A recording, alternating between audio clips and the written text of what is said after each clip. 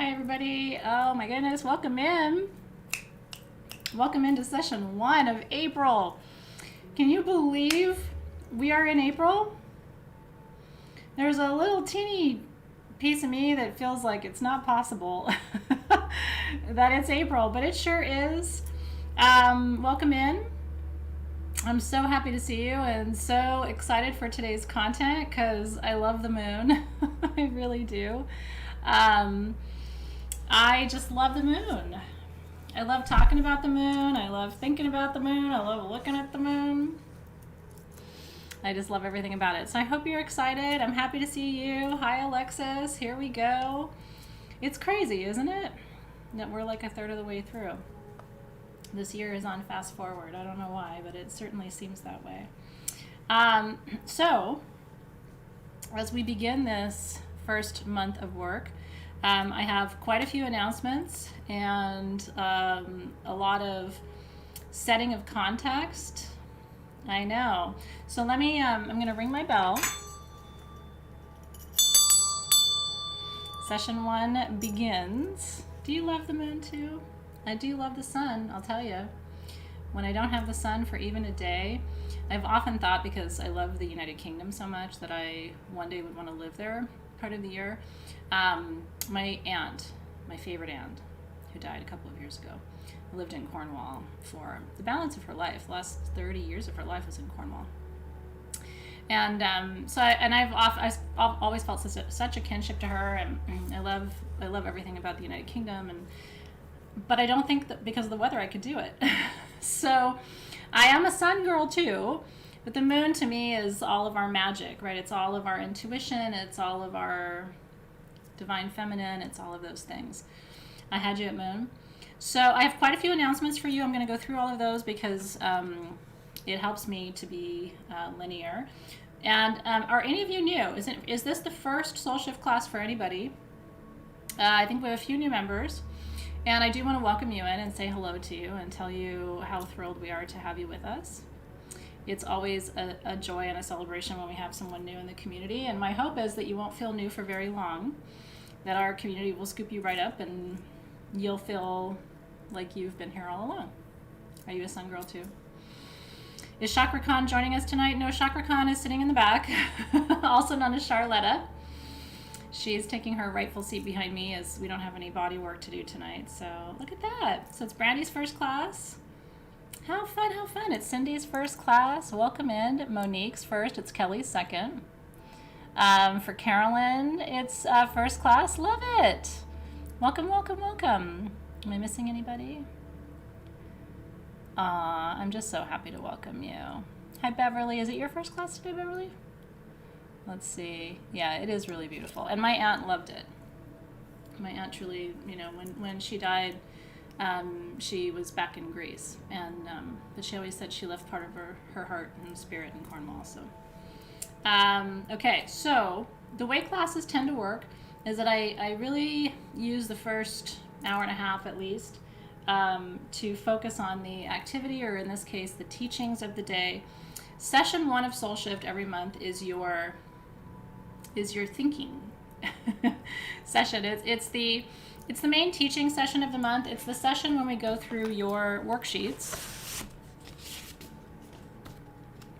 Do I have your worksheets? Yeah, I do. When we go through all of these beautiful worksheets. This month we gave you 15 pages of worksheets. I was a college professor for 15 years, and I do like to give people intellectual heft in the classes because I think you're also here to learn. You're here to have an experience, but you're here to grow intellectually too.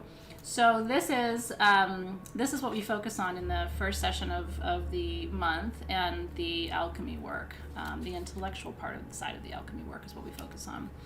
The meat and potatoes, as you will. Thank you for that, Brady. It's the edge of the rabbit hole. We always go somewhere interesting. Session 2, which will be next week, is Crystal Masters. Session 3 is our journey work together. And then session 4 is our experiencing or crafting session.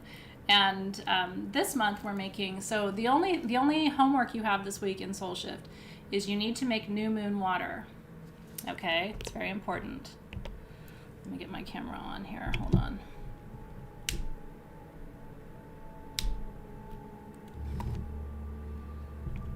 Let me switch my...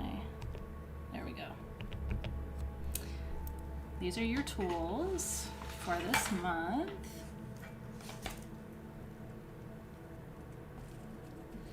And so during session 4, we are going to be working with this cauldron.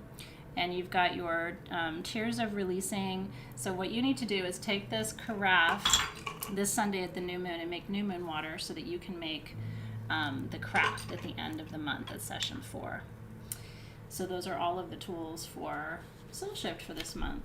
Yeah, new moon water is a whole new thing because new moon is when we release, and this is a releasing potion that we are making.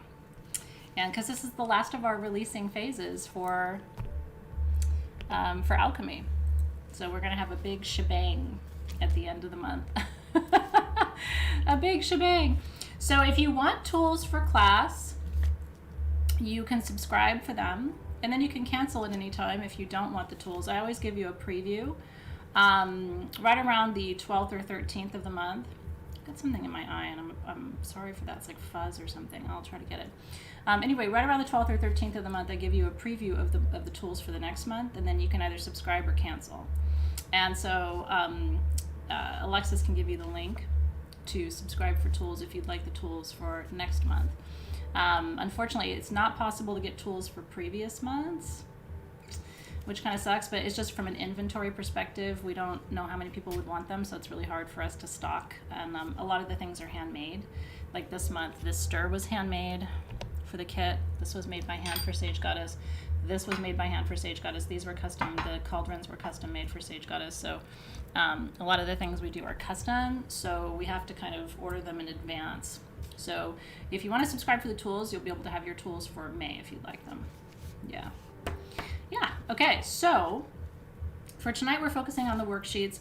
The only thing you need to know for tonight to make sense, just to give you a heads up in case you need to go get this information, you need to know your moon sign, and if possible, it would be nice for you to know the moon phase, right, of the moon when you were born, because the moon phase and the moon sign are what we're focusing on tonight for class. And that's going to tell you so much information.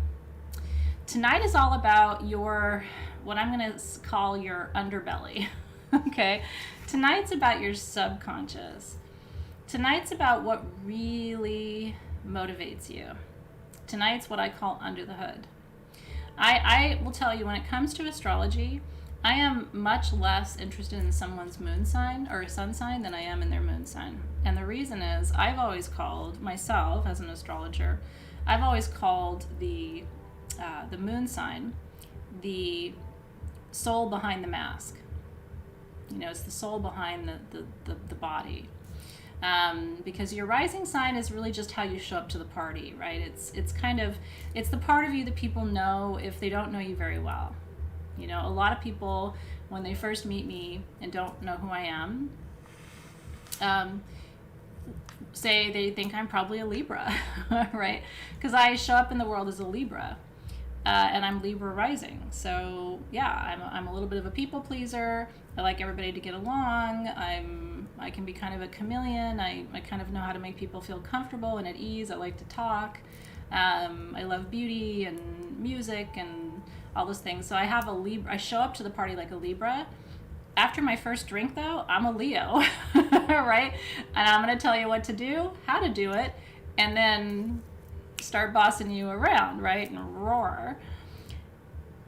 But even if you know those two things about me, you still don't know the most important thing about me, which is the engine, right? What's actually driving my car? I can be bossy, I can be flirty, you know, like a Libra, but underneath it all, I'm a Sagittarius, and that is the truth of who I am. I am the most Sagittarius, I think, of any of the parts of my personality. So tonight's about really getting into the nitty-gritty of what the moon represents. One of the things that's so fascinating to me, and then I'll come back to the announcements before I dive into class. I'm so excited to talk about class content that I'm almost passing by our announcements, and I don't want to do that. Is that our ancestors started tracking the moon. The earliest signs that we have of our ancestors tracking the moon phases, is about 2,000 to 4,000 years BC. That's when we have wall carvings and hieroglyphics and other things to tell us. So I'm going to tell you, I think it's much earlier than that. But that's about when we can kind of prove that they were tracking the movement of the moon. So it's our fascination with it, you and me sitting here in 2021, you have had past lives on this planet. You may have been one of those people engraving the moon phases into the side of a cave. You know what I mean? So for some of you, this information tonight is stuff that you just know so well and you don't even know how you know it. Some of you are well versed in astrology. And for some of you, you might even be brand new to astrology. So I'm going to try to give enough meat on that bone so that the people who are very experienced don't feel bored, but the people who are new don't feel lost. I always try to, drive in the center of that road. So yeah, so anyway, it's very interesting, right? And I think, and hopefully what I share with you too, because every time I hear people talk about astrology, I learn something different from each person, and it kind of adds to my portfolio of knowledge. So I'm hoping that that'll be the case for you tonight. Okay, so announcements. We have a really exciting interview, exclusive for Soul Shift, coming up on April 12th at 2 p.m. Pacific time. I've become friends with a woman named Yasmina Rossi. And Yasmina is one of the most famous over 60 models in the world. She's been a high profile model for big agencies and big companies all over the world. But she lives right down the street from me now. She lives in Malibu. I can literally see Malibu from my bathroom. And so we're quite neighbors. I'm not going to be going to her in person because of the pandemic, but we're going to be doing a live video interview just for you guys, so you can ask all the questions you want, and you're not going to be competing with everybody in the world. So that's a special gift to you in April. And then she and I are going to do a public interview on Instagram the week afterward. So if you fall in love with her and you think, but I want my friends to see it, or I wish I could show this to my colleague at work or something, there will be a second interview, but not private. And you're welcome to go and check her out. She's got great YouTube videos. I've learned so much from her, and so I'm really excited to share Yasmina with her. She's one of us. I mean, she really is. She just would be right at home here. She's extremely spiritual. She's got more wisdom in her left pinky finger than a lot of people have in their whole body. So it's just really cool to hang out with people like that. And I'm excited to see. We are not scripting this interview. We're not giving each other topics. We're just gonna chit chatter. So that's gonna be live into your Facebook group on Monday, April 12th. It's a week from this coming Monday, at 2 p.m. Pacific time. She's sensual. It's true. She's the kind of woman, and I aspire to be like this. I don't know that I am, but I aspire to it. I've always admired women who men are attracted to, but so are women. I've never wanted to be the kind of woman where men are attracted to her, but women look at her and they're like, I've always wanted to be the kind of woman where maybe a man would be attracted to me, but maybe a lovely lady would be attracted to me too, and not find me threatening or shitty or any of those things. And that's kind of what she is for me. Like, I look at her and I'm totally attracted to her. I'm not jealous of her, but I can look at her and also say, I think she's one of the most beautiful women I've ever seen in my life, So it's cool that you guys have always felt that too, because that's the goal, I think. I don't think anybody wants to be that woman who, men love them and women hate them.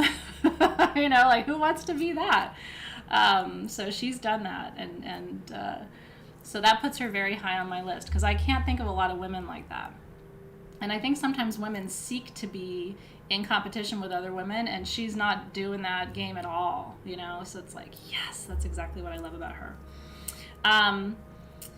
We have no class tomorrow, obviously, because of I'm having my second Moderna vaccine this week. So it'd be great if you could hold some space for that to go smoothly. I'm sure it will. I've already set the intention. I'm very, I don't think we need to talk about vaccines, but I'm just telling you that I'm having mine this week in case there's any challenges. You will understand what's happening.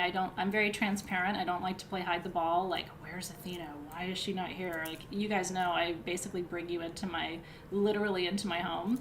And I always tell you what's going on. So I hope to continue to be live every single day, and I hope to continue to do all of the things I normally do. If I'm down for the count for a day, I don't want you going, what's wrong with Athena? Have you heard anything? She didn't go live today. Well, I'm not sure. She didn't tell us. So I am telling you, shit could happen. I'm sure it'll be fine, and I am 1,000% grateful to get my second dose. And if for any reason I'm not live one day, Alexis will keep you posted, and so I just don't want you worrying or wondering what's happening or anything like that. One of my least favorite qualities, and I've told you this before, I prefer when people are consistent. And I can't always be perfect at everything, but I try to be very consistent with you. I try to, show up regularly. I try to keep you posted about what's happening. I try to be transparent about what we're doing, just because I value that. I don't like it when I have to feel like, well, where'd that person go, or what happened over there? So anyway, I try to embody that for you, and that's why I'm sharing that with you. And cheers. I consider doing my part to get us to herd immunity so we can go back to normal, or whatever new normal we're going to have. So thank you for your good thoughts and prayers. I appreciate it. Your coaching from March is coming. I'm going to be working on that tonight and tomorrow morning. I'm having a new roof put on my house, and it's very, very loud, so it's made it difficult to record, but that's coming. At the end of class tonight, I'm going to briefly talk about releasing energy without opening a portal, because I've been asked to do that. So if you want to stay for that at the end of class, you can. If you're not interested and you want to log off, you can also do that. It's just going to be a little bit bonus content tonight in response to some questions that you've been having. Okay, the last thing I want to tell you is if you want to do perfuming with me during our third week of class, your tools for that are on sagegoddess.com. They look like this. And we also have gemstone trios at sagegoddess.com for the different moon phases that I think you saw. So if you learn about your moon phase tonight and you want stones to go with that, those are there too. Those are all of my announcements. Whew. Let's talk about more fun and exciting things. Unless you have any questions, let me know. Okay, cool. Yeah, I figured some of you would be excited about it and keen on talking about it. So I figured, let's do that as part of class. I think that would be really, really cool. Because you can, of course, release energy without a portal. And I have a couple of different techniques that I use. And then maybe you guys can share some techniques that you use, and we can all kind of learn from each other. Tonka bean is really good. Okay, onward we go. Let me clean up the little mess I made here with all my papers and everything.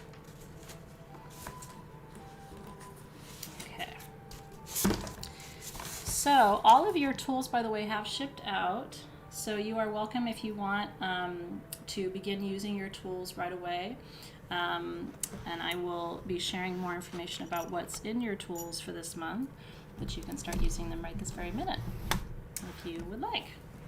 Thanks, you guys. I really appreciate you. Okay. Moon phase magic.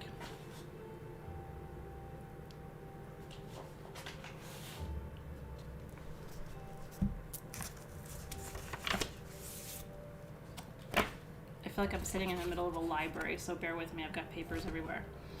I have a couple of different graphics that we've made for you at Sage Goddess, showing you how to work with the different moon phases, and they're all good. I mean, they're a little bit different. Each one has a slightly different graphic, but they all have the same information. I want to first begin by showing you this graphic, though, because I think that this gives you the best sense of what the moon phases look like. I may have to hop out in just a minute and see if I can get this thing out of my eye. Bear with me if I need to do that. Okay, so this Sunday, we have a new moon. Hope you're joining me. I'm going to be on YouTube at 6 p.m. for new moon ceremony, as we always are. So this Sunday, we will be here. And then what happens is the moon begins to wax.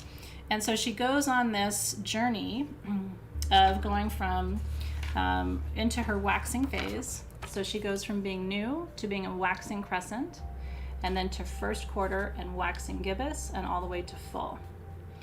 I tend to think of, this graphic is not in your classroom, but we can post it for you. Yeah, so just focus here for now, and then if you like this graphic, we just Googled this, like moon phase, you know what I mean, just to give you like a sense of the actual look and feel of the moon phases. So if you look at, it's really interesting, if you look at it, you really have 4 primary moon phases, okay? First quarter, third quarter, new, and full. Then you have all of the crescent and gibbous moons, all the waxing and waning moon phases between the quarters, okay? And so you can look at it that way. So each one, you were born at a moon phase, right? Whatever date and year you were born has a particular moon phase associated with it. And tonight we're going to talk about your moon sign and your moon phase.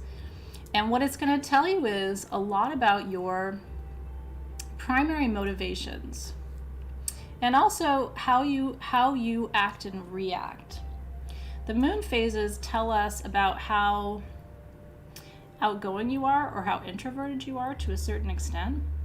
They tell us a little bit about how you move forward or don't, how you retreat or how you engage a little bit. It's really interesting when you start to research them. So we're going to be here on Sunday. Right now we're in a waning crescent, or close to it, and then we will be in the new moon phase, and then we're going to head toward waxing crescent, then to first quarter. And at the first quarter, the moon is half full. The moon is half full at the first quarter and the third quarter.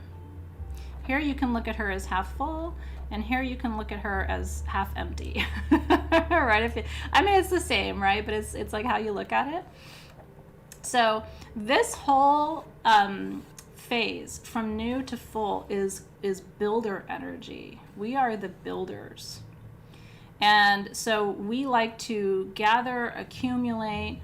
These are the releasing phases. These are people who are especially gifted at releasing or shedding or stripping away energy, right? Learning to let go and release and surrender. And so it's fascinating when you, and if you look at who's in your family, Dave, I believe Dave is waxing crescent.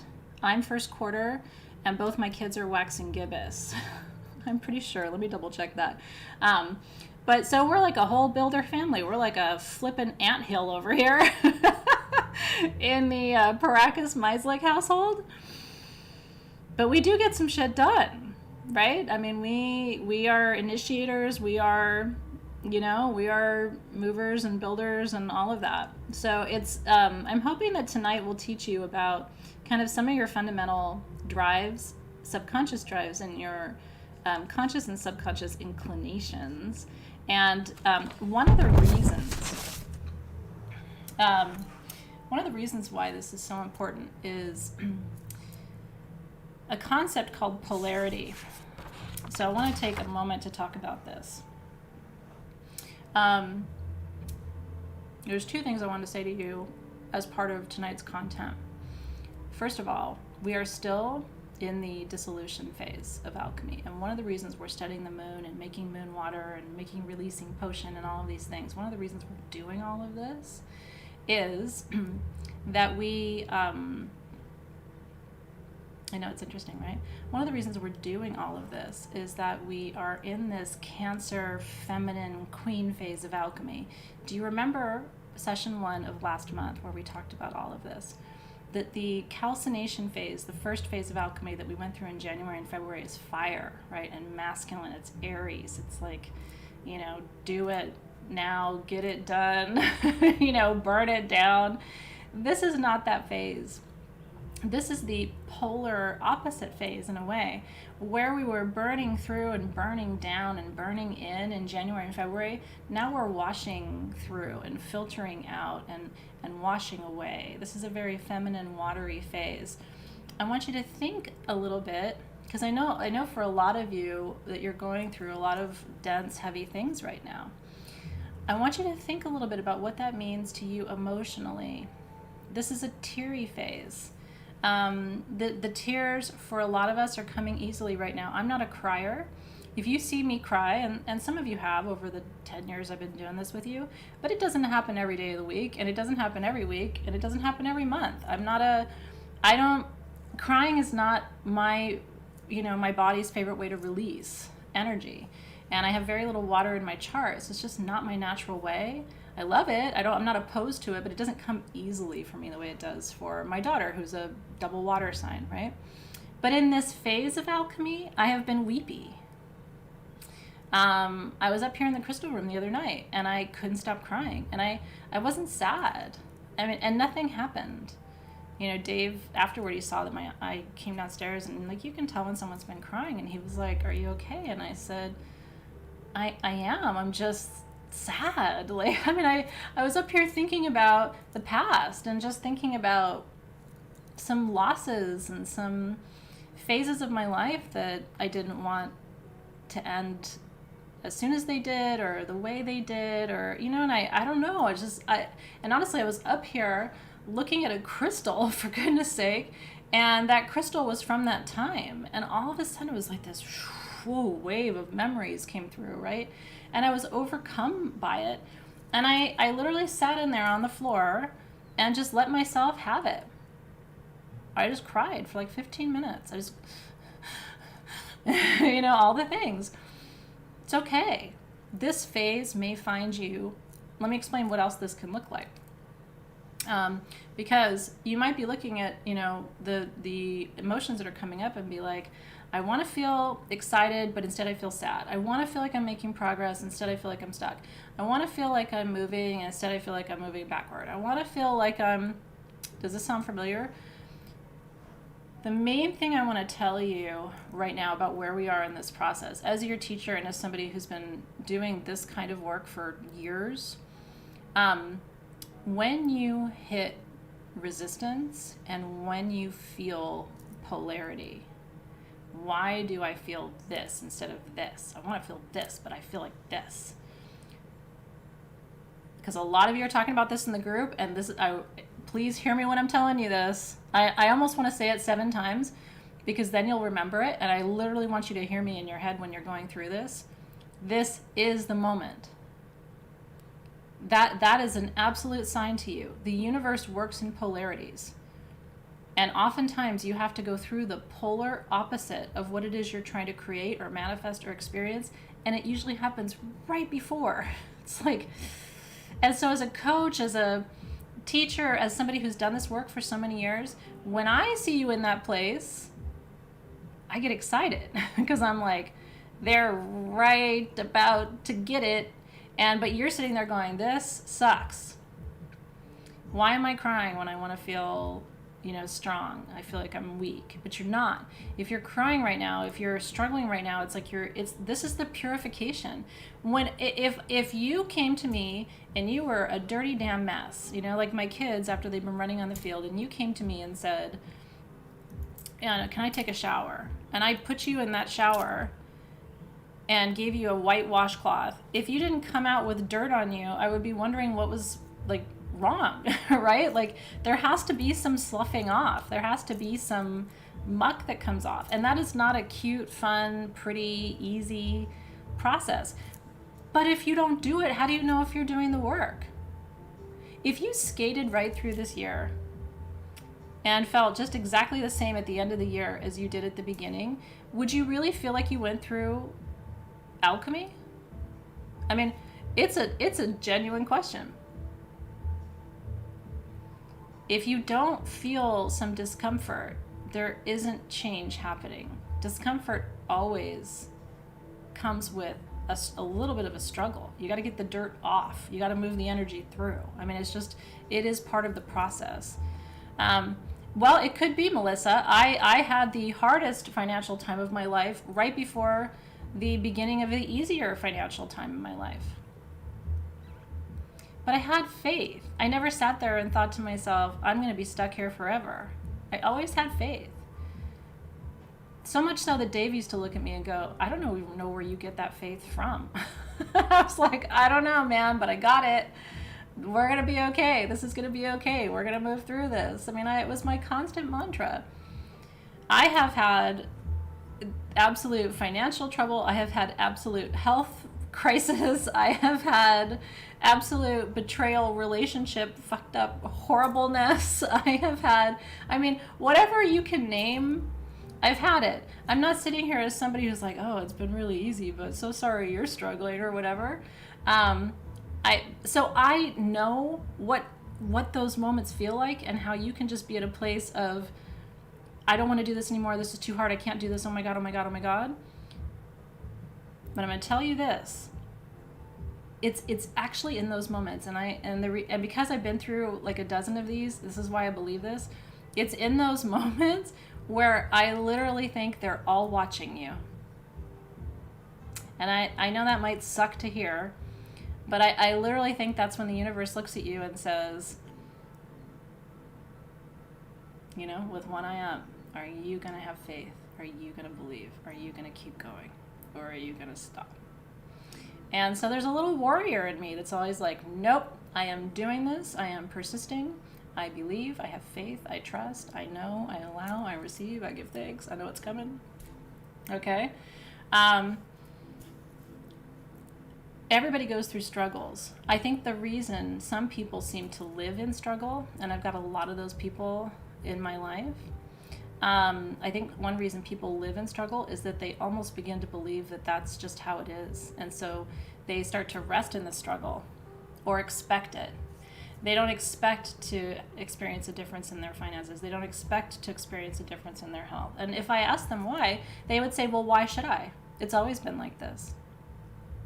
And I would say, I can't help you. You know what I mean? Like, if that is your belief, that it's hard now, it's always going to be hard, and this is where I'm at. That's a very hard pillar for me to turn, you know? Because it has to begin with your faith and your absolute trust that something else is possible. But I really want to encourage you and inspire you today, because if you are in that place of resistance, or I just can't, you know, or I don't want to, or this just sucks, I promise you, that's usually one crank of that wheel toward a different place. And I can't tell you how many people have come back to me, you know, 6 months later or a year later and just said, thank you for just standing steady, you know what I mean, while I worked my shit out. You know, because ultimately that's what I'm doing, is I'm sitting here going, I believe. So I'll hold this frequency, and if you can get your frequency there, we can hold it together. Where two or more are gathered, right? And then you've got our community that's holding the frequency, like lean into that vibration. But know that polarity is a law of the universe. We only know happiness because we know its opposite. And so when you're in that state of sorrow, you are just one turn of that crank of that wheel away from experiencing the other side.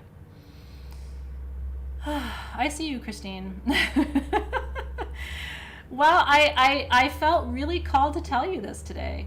And I hope it doesn't sound like BS or like I'm trying to blow sunshine, because I'm really not. I know how hard it can be. I've stood in that mud, and I've stood there for a while and started to question everything and then stopped. You know, because that's actually it's the questioning of everything, and the questioning of your faith and why me and all of that stuff, as opposed to, and now what? Now where do I go? Now what do I do? Show me what to do now, right? And then they start to move you. Okay, so thank you for letting me share that with you. It felt very, very important. And so tonight, part of the reason, and I really love and appreciate you guys too. And it's okay. Let the tears go. Let it go. Get mad if you need to. Go in a room that, has nice insulation and scream your cute little lungs out. Tell everybody to F off and, you do what you got to do. And then pull it together and shift the vibration. This work takes strength. And the easy way out is to say, this is too hard, or I'm just going to blame everybody for everything and stay angry. Or you can get real strong right now and decide that you have the capacity to turn this around. And you're going to start to believe in a different outcome. And then you're going to align your energy with that outcome, and you are not going to waver because you're strong enough to do that now. And you have support to do it. Get as mad as you want and then straighten up. I always say, you can go visit your shadow, you just can't live with it. But if you need to go visit her for a while and okay, and then get it together.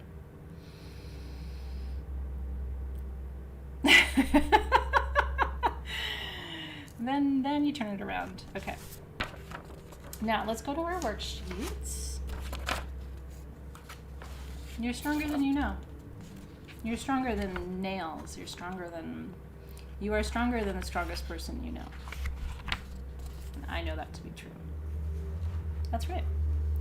And to Karen Brown's point, be with it. I mean, be with what this is. Be with it, but keep dreaming of what it could be. Keep dreaming of what could be. I've been doing, I'll say this one last thing before we turn to the moon work, because it might help you. Like, sometimes I like to share little things that I'm doing, even though it's not like super magical. It's not even that interesting, really. It's very simple, but I've been doing it every single night, and it's making a difference in how I feel during the day. So I'm going to keep doing it. I've actually started to enjoy the process of going to bed at night. Because of what I'm doing. So the last 10-15 minutes before I fall asleep.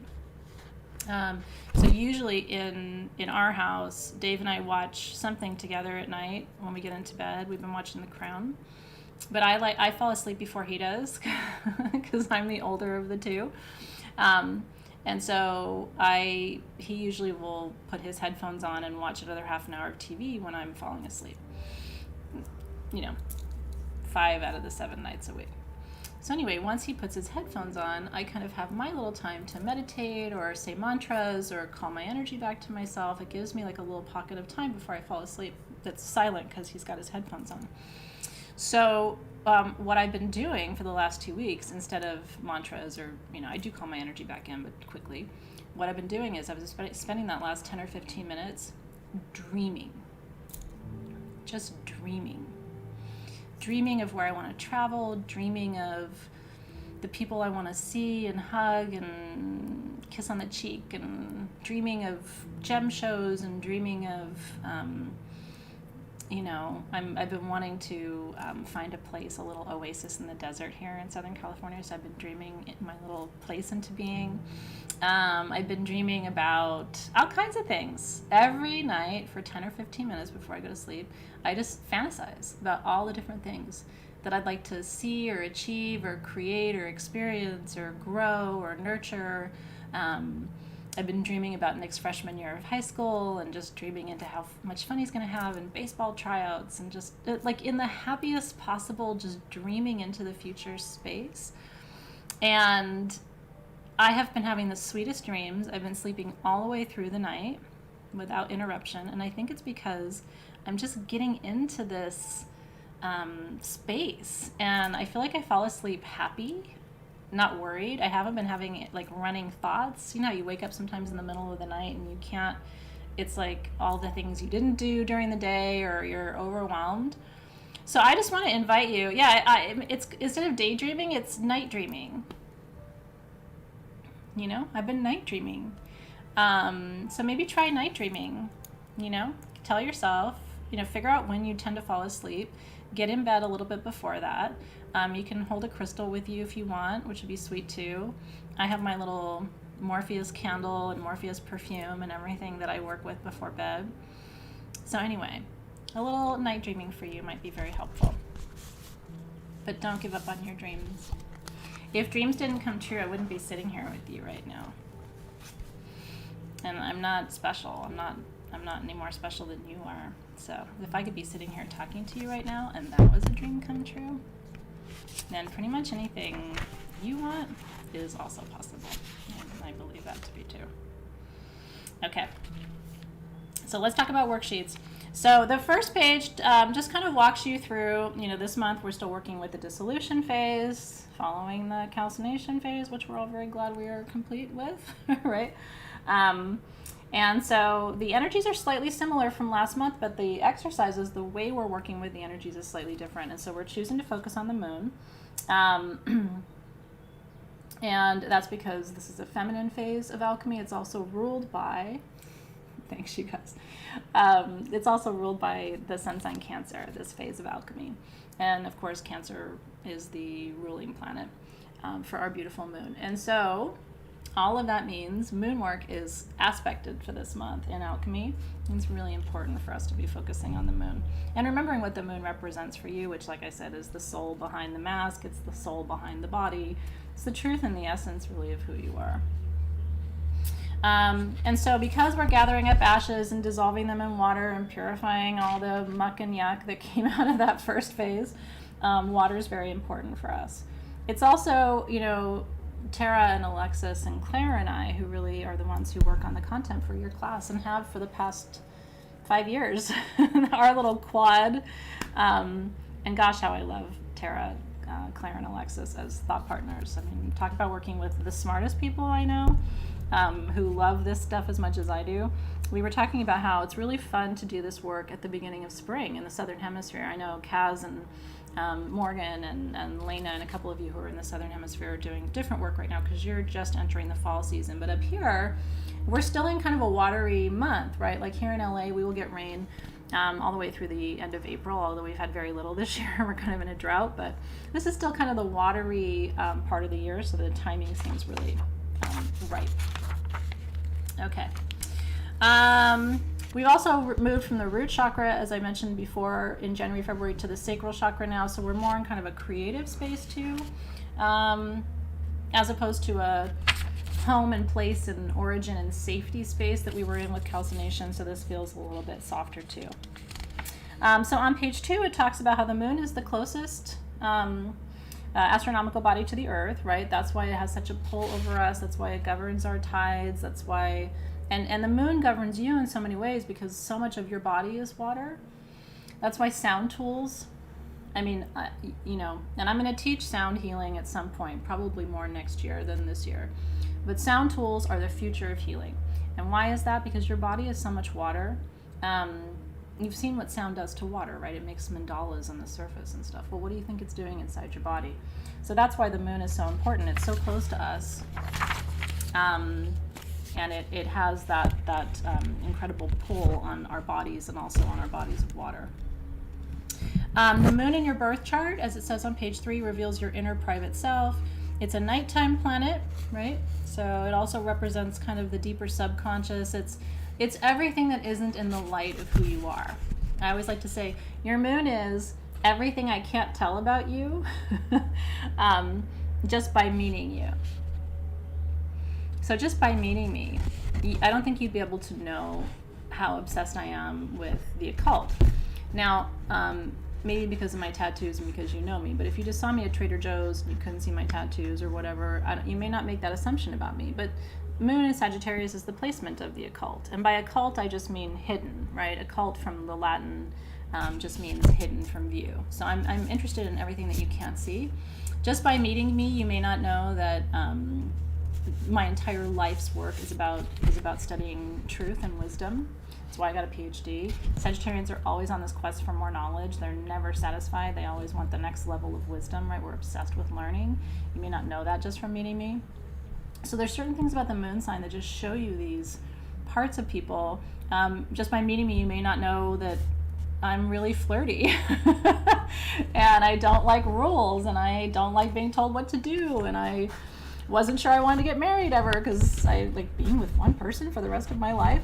But would you know that just from meeting me? No, but that's very Sagittarian, right? Like Sagittarians are like the the wanderers. We like to spread it all around.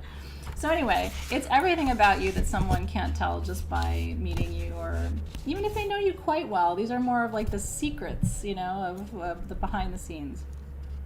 Okay, so this is the realm of symbols. This is the realm of feelings, right? This is the realm of what really matters in your heart and your soul. Is that you guys too? Oh my God. And I bought 3 books this week. I have a full library here at my house. I have a full library at Sage Goddess. Some of the books I pawn off on my marketing team because I just don't have a room to store them. And I still bought, there was a book about, I think it's called something kink. And it's about like tapping into your primal desires as a way of connecting with your inner power. And I was like, I gotta have that book. So anyway, I'm a book collector. You may not know that by looking at me. So on this page, it asks you what sign your moon is in. So mine is in a Sag, right? I love books so much. Oh, okay. Yeah, my notebook is near the mic. Thank you for letting me know that. I couldn't see who said that, but really I thank you. Oh, Crystal did. Thank you so much. I moved it away from there. I didn't realize it was making sound. Existential Kink. I haven't read it yet. Is it good? Did I buy a good book? Okay, good. I'm excited to read it. So make sure you put your moon sign there. We're going to go through the moon signs right now, and then we can talk about it too if you have any questions. Would love to answer your questions too about your moon sign, as I've been doing this work for a long time, as I know a lot of you have. Oh my goodness, isn't that funny, Amber? I know. Sagittarians and Capricorns are the late bloomers when it comes to love. Yeah, I always say if you get a ring on a Sag, or if you get a ring on a Capricorn, you should also get a cape, because you are a superhero. Because those are the 2 signs where we're both like forever, ever? Like, forever? Forever, ever? Yeah. Okay. So Aries moon, we're here on page 3, right? Aries moon, emotionally tough, quick to defend and protect, naturally independent. Oh my goodness. Where are my Aries moons? I want to know. I have another sheet here I'm looking for. By the way, the new moon is the Aries moon. It carries Aries energy, right? Aries moon people are always right. They're always on time. They want to be first, no matter what it is. As a teacher, I saw this all the time. I used to go, "You're an Aries moon, aren't you?" Because if I handed something out, there'd always be a student, "Oh, me first," or "I know the answer," or "Oh yeah, I'll do it first," or "Oh, can you guys line up?" "Oh, I'll go." You know, like right at the beginning of the line. I'm always like, because I was never that kid. I was always like, I would wait till everybody else got up and got in line, and then I'd go get in line. Because I was lazy. I was like, "You're an Aries moon, aren't you? You get a trophy for being first and best," right? All the gold stars go to our Aries moon. You're not on time. Oh, God. Yeah, I'm telling you, Carolyn, it's kind of a hot buttered mess. Okay. So what's good about that? What's good about having an Aries moon? By the way, there's great things to every moon. I love all the moons. There is not a single moon sign that I don't love, and I know them all very, very well. I think there's great qualities for everyone. You're courageous. You tend to be physically strong, tend to have good hearts, and I mean physical heart. A lot of Aries have strong physical constitutions.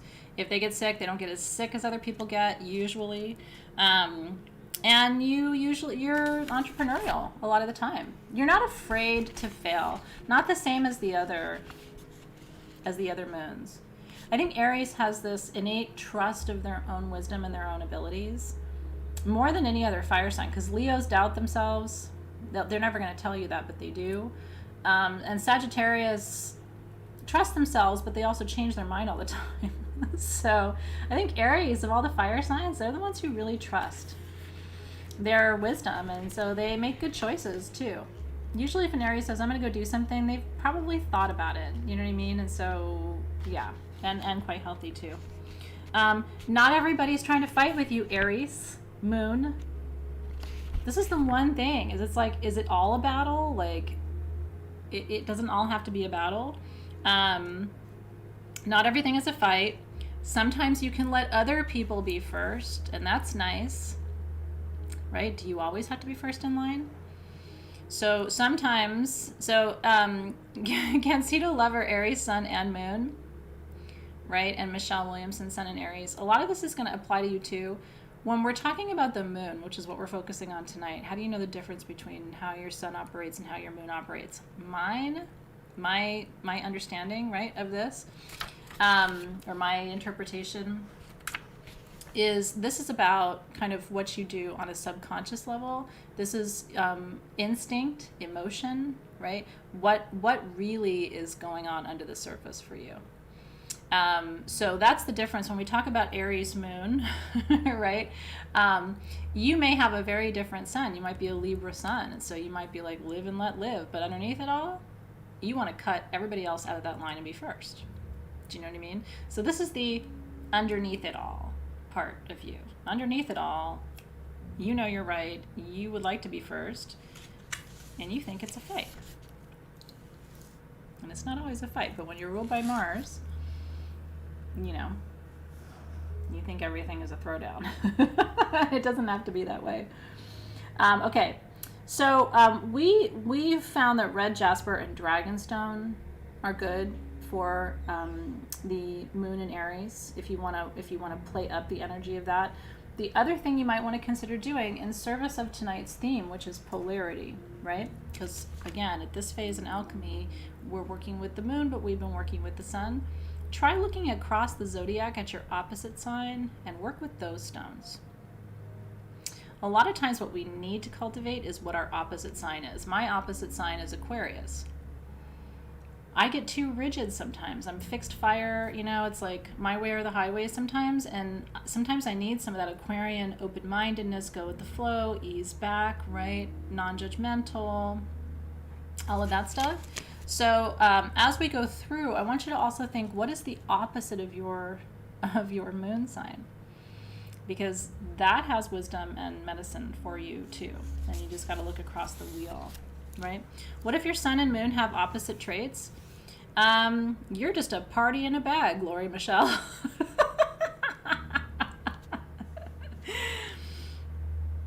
Truly. It can also mean that you're balanced.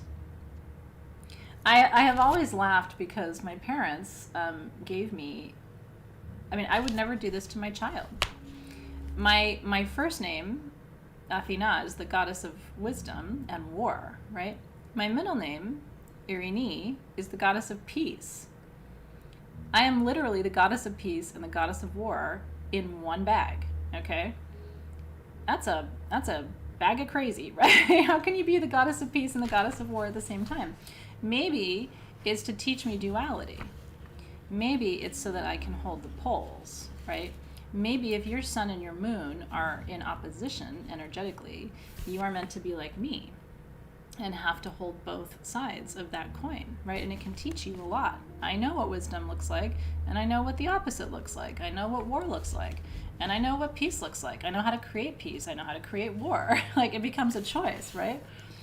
So anyway, but, you know, think about what that is meant to represent for you. There's a lot of harmony in my astrological profile, so I haven't felt that kind of inner struggle. But that inner struggle could be fruitful, right? I've experienced it with my name. I am literally embodied polarity, right?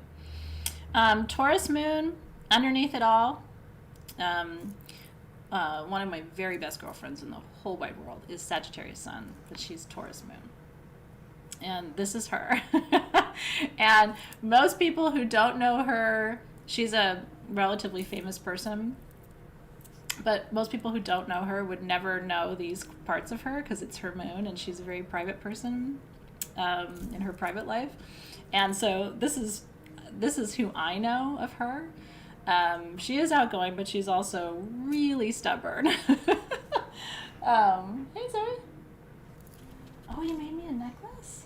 I don't know if it'll fit because, like, it's kind of like a a wire type of thing. I don't know. I don't know, but it's your first wired piece, though. Yeah. I'm live with Soul Shift right now. Oh, hi. Yeah. That was a very important interruption. Okay, we'll play with it when I'm done. I love the colors.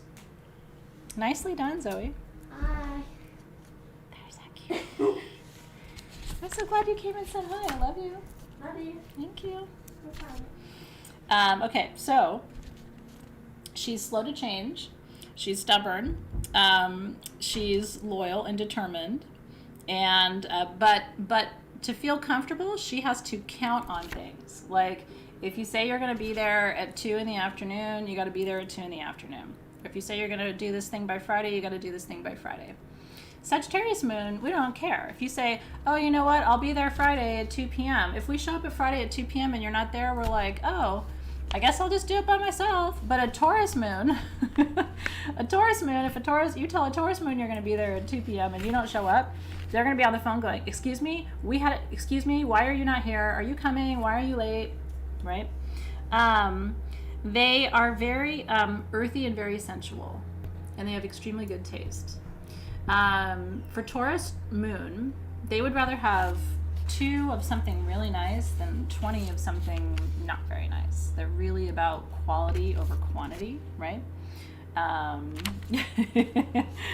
So, and then they're very into self-care, the Taurus moon. Really, really, and she's very good about that. My friend really is so. I always tell her how much I admire her for this too, because I am not good about self-care. She is scheduled, like massages, all the facials and everything. Like, she schedules it all out and keeps up with all of it. I haven't had a facial in 5 years. I haven't had a massage in 2 years. I barely get my hair done. You know what I mean? So it's like, it just shows you kind of the contrast in terms of like that would never happen. I think it would be absolutely apocalyptic for her not to take care of herself, which I think is really great. So they have good instincts, a peaceful heart, they can create and enjoy pleasure, but they don't like to budge, and they do not want to overlook their own needs, right? And so sometimes they can forget to meet their own needs first. That's not my experience. In my experience, Taurus is very good at meeting their own needs. Sometimes they'll meet their needs second or third, but they will not put themselves last. They're very good at self-care, and they teach us how to do it. You know what I mean? They're a good reminder to us, those of us who don't do that well. We need that little reminder. I'm with you, Brittany James. I need a massage so bad. I reached out to my masseuse who did massage me 2 years ago, and unfortunately she's not able to do all the COVID things I need to have somebody work on me, so I was kind of bummed about that. Okay, Gemini moon. Oh, so carnelian and garnet are really good for them, because carnelian is really good to support their creativity, and garnet re-emphasizes or what's the word I'm thinking of? Reinforces their groundedness, because they need that feeling of security and safety. It's very important to them for Taurus. Yeah. Gemini moon. I once met somebody and they were like, oh yeah, I'm a Capricorn, and I think it was an interview for SG, and I'm a Capricorn, and oh, what's your rising sign? Oh, I don't remember what. From Virgo rising. And I thought, no, you're not. I just remember thinking, like, there's no way. And I remember so much about that conversation, but it was like, and I like to do this, and I like to go kayaking, and then sometimes when I go kayaking, I blah, blah, blah, and I'm just thinking, like, you are a Capricorn in Gemini clothing. So it's really fun sometimes when you have like a double earth sign or something like that, but they let you see their moon. You know what I mean? It's like, ooh, your moon is showing. Blah, blah, blah, blah, blah, blah, blah. But it's fun. I love to talk, so this is one of my favorite moons, because you get me in a room with a Gemini moon and I can stay up all night with you and just talk about everything and nothing and blah, blah, blah, blah, blah, right? Tends to intellectualize their feelings a little bit. What does that mean? Overthinker. Yeah. Hi, Sienna. Sienna's watching. Hi, Sienna. It's wonderful to see you. I'm so glad you're here with us today. Your Sienna is napping me too. I love it. It's one of my favorite names. Okay. But they're very curious. They like to learn. You gotta know they get bored really easily. So these Gemini moons, and they can get moody if they get bored. So you gotta keep an eye on that. Like if you have a partner with a Gemini moon, and you don't kind of keep it going, they can get a little bit moody because they need that kind of like, because otherwise they go inside and they go kind of mental. You know what I mean? If they turn that boredom in on themselves, then they're just in their head overthinking, and it's not good. So you got to keep them talking and keep them engaged. You know what I mean? To keep them happy. They like to talk it out when there's a problem. I'm a big fan of that too. Oh, hi, Gavin. I love that our cuties are with us today. Isn't that sweet? I don't know if they saw Zoe come in or not, but I love it when you have your babes with you. And if they know their moon sign, they can learn a little bit about their moon too. But yeah, so it's just about, and I think talking it out is really, really good when you have conflict. Like, why not put it on the table and handle it? You know what I mean? So I think that's a fantastic approach to conflict resolution. Can be tricky if they're with a partner who doesn't want to talk it out, like a Capricorn moon is not going to be a huge fan of talking it out. So you could get some conflict there if your moons are in conflict around that. Let's see. Sometimes, so what they're really good at is how they communicate. They use stories to help you understand how they feel.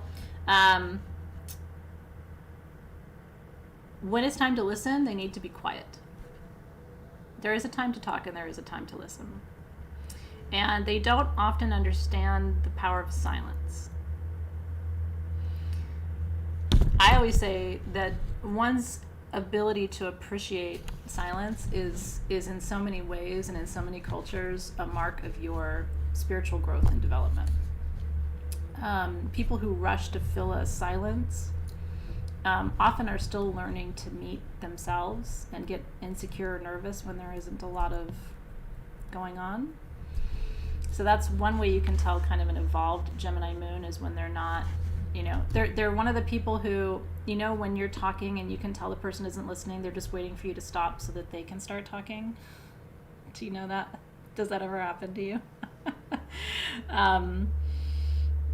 Yeah. So you don't want to be like that, where it's like you're just waiting for the person to shut up so that you can start talking again. It's not, that can be kind of uncomfortable.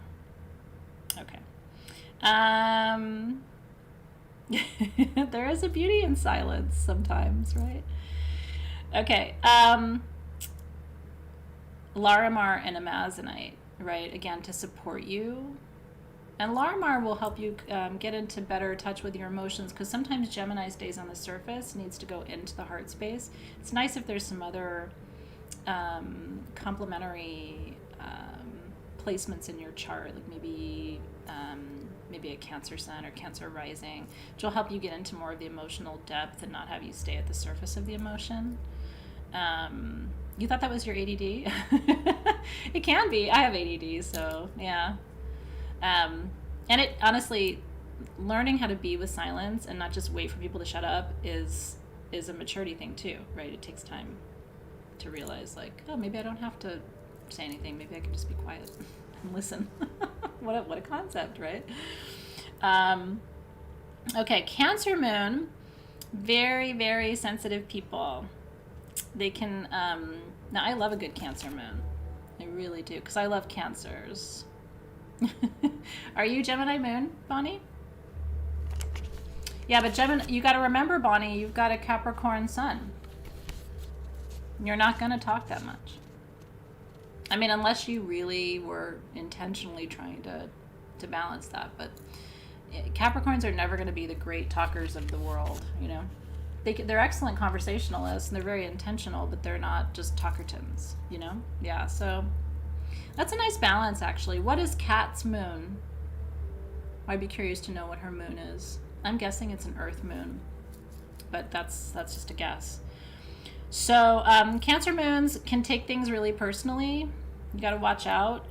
There's just a tendency. So a Cancer sun extends that care and that compassion and that tenderness to others, Cancer moon brings that inward. And when that's in a good place, that can look like really knowing how to take good care of yourself and how to be very nurturing and loving to yourself. When it's taken to a different extreme, it can look like thinking everything's about you or taking things personally when they shouldn't be. And that can make life really, really difficult. You know, like not everybody's trying to offend you. Not every post on Facebook is about you, you know, like I have found that placement to be a little tricky around things like that. You know, because it's like, well, you know, I thought when you said that you were talking about me, and it's like, you mean it's sometimes that kind of dynamic can occur. And all you have to do is just be mindful and remind yourself, not everything's about me. You know what I mean? Like, not everybody's posed. They're not trying to single me out, kind of thing. And like self-talk can help you get over that if that's something that comes up. Sometimes too, just knowing that not everybody sees things through that lens can be a teaching moment. You know what I mean? Like if you're somebody who tends to take things very personally, sometimes I think it helps just to know that not everybody does that. Yeah, see, I was guessing she had an Earth moon. I love that. That's a good compliment for you.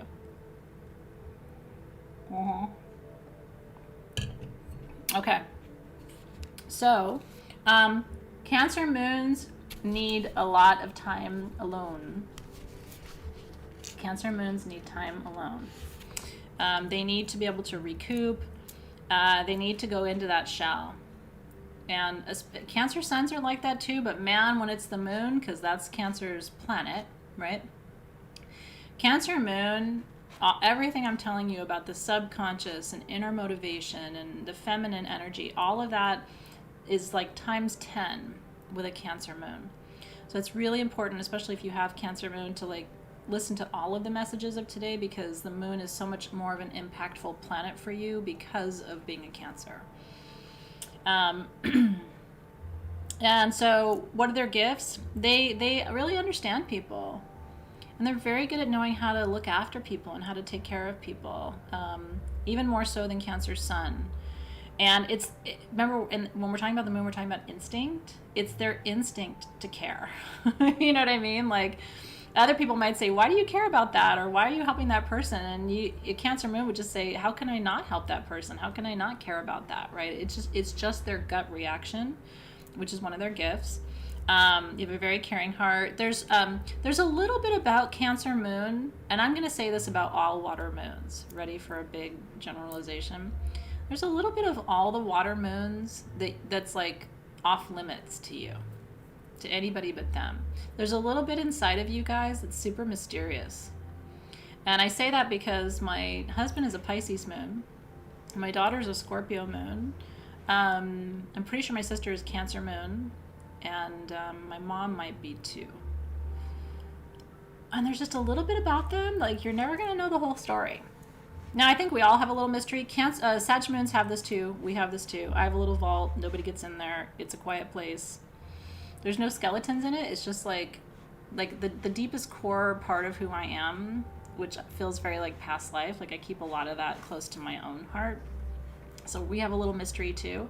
But I like it. I like that there's some parts of people that I can't get to. That keeps it exciting, you know? So anyway, that's my theory on the water moons. Now, when Cancer moons are being shitty, everything is everybody else's fault.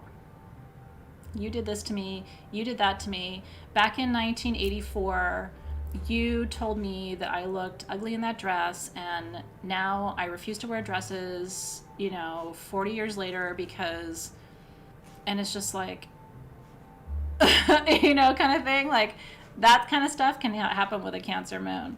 Whereas a Sag moon is like, are we really talking about this right now? I'm on a quest for truth. I'm sorry I offended you in 1984 and that you never wore a dress again. I'm trying to find God. You know what I mean? So this is where like the rubber hits the road with some of these things when it gets to the moon signs, because a Sag moon wouldn't even know what to do with that. You're laughing, but you know somebody like that. And it usually comes up at holiday meals, doesn't it? That's why I'm hosting fewer and fewer of those. That's when Athena goes, would anyone like some wine? I would love some wine. I'll be right back. And then I come back like 15 minutes later after hopefully they've moved on to a different subject of conversation. This is not wine, by the way. This is Diet Dr. Pepper. Anyway. Good God. Okay. Now they have a negative quality that's also a positive quality, depending on how you look at it. They take too much care of other people, and so their own health sometimes suffers. They'll make sure everybody in the family gets their teeth checked every year, and then they don't go and have their teeth checked. They'll make sure everybody else has a flu shot, and they don't get a flu shot. They'll make sure that everybody else is, eating first, and then they look over, there's no food left because they didn't make their own plate, right? That's very Cancer moon, too. So, yeah. I love your Scorpio moon. I haven't gotten there with you yet, Sherry. It's coming up. I love your Scorpio moon. It's scary AF sometimes, though, as I will talk about in just a minute. Okay. Chrysoprase and pink opal for Cancer moon. Yeah. Chrysoprase is about protecting your own heart. So is pink opal, right? Cancer moons have such a beautiful heart. You got to protect it. It's a pure heart.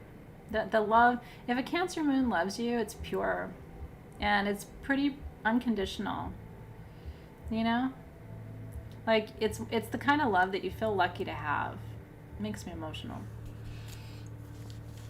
Yeah. It's very special. So I love all my Cancer moons. I really do. Leo moon. Ha! I dated one once. Wow. That's all I'll say. In astrology, they're known as they're born rock stars. They want to be on stage.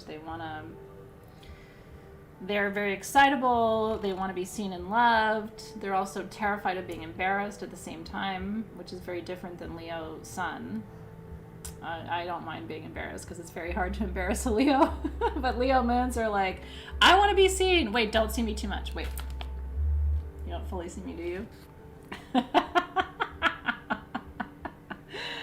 Holy shit. Sorry, earmuffs, kids. They're creative, they're generous, they're fun, they're musically inclined, most of them. They tend to light up the room. You'll never be able to ignore them. They're usually very handsome and very beautiful.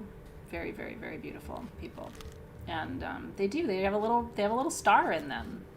There's something about you guys. It's like, who's that over there, when you walk into a room and there's just somebody you kind of can't ignore? 9 times out of 10, man, that's a Leo moon. It's super special. Leo moons have that, what they call star quality. You really do. And you kind of have it under wraps, so which makes it even sexier. It's like, ooh, what's going on over there? Because it's like it's not like me where my Leo is up in your face slapping you practically, right? Like, you guys have that, but it's like, down inside your shirt. It's sexy. Are you blushing? You do. You have star quality. You can be crazy AF, though, and don't pretend like you can't. Crazy. But fun. And sexy. I'm glad mine went and married somebody else. That was a party that was too much for me. Truly. I couldn't handle that. They have a performer's heart. They're very passionate. And that's why they move the energy in the room. They've just got that thing, They've got it. They'll keep people in their life sometimes to have a fan club. They love adoration. And it can fuel, for them, adoration can feel like love. And they have to really watch that line. Because people can adore you but not love you. You know what I mean? So it can end up feeling kind of empty.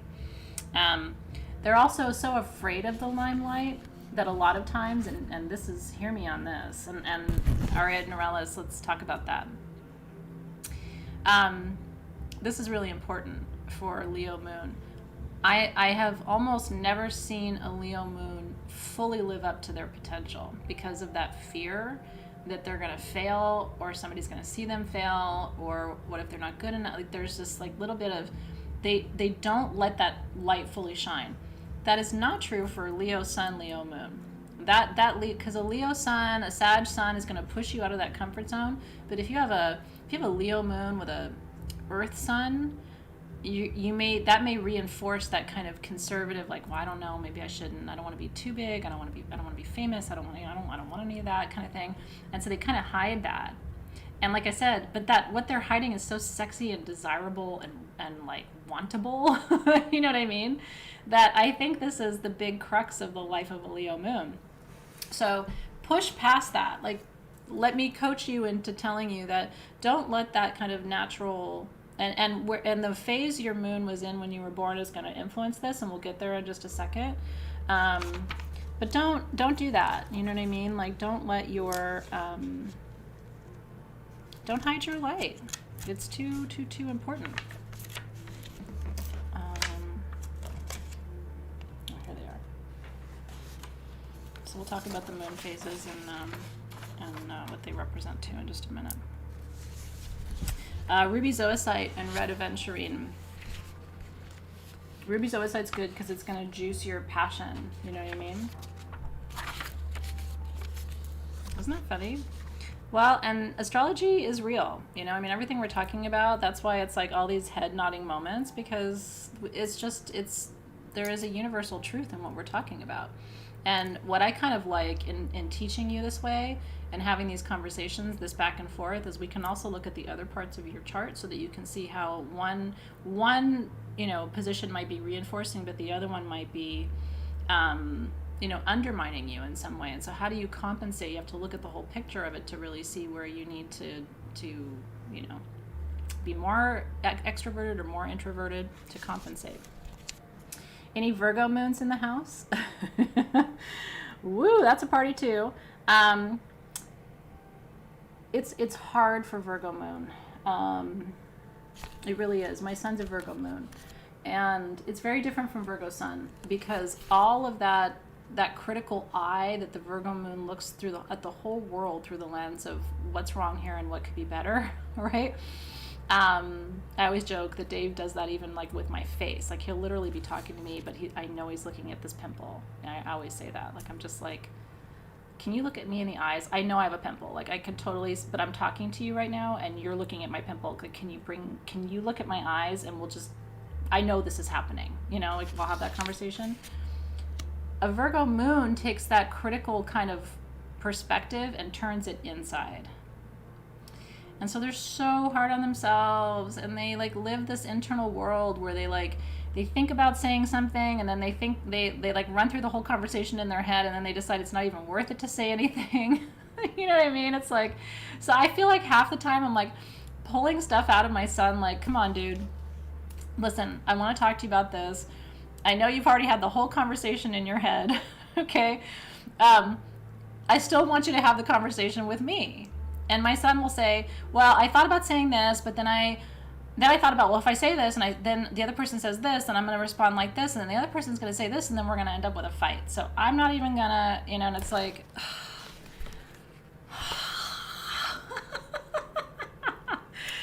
he's already thought the whole thing through.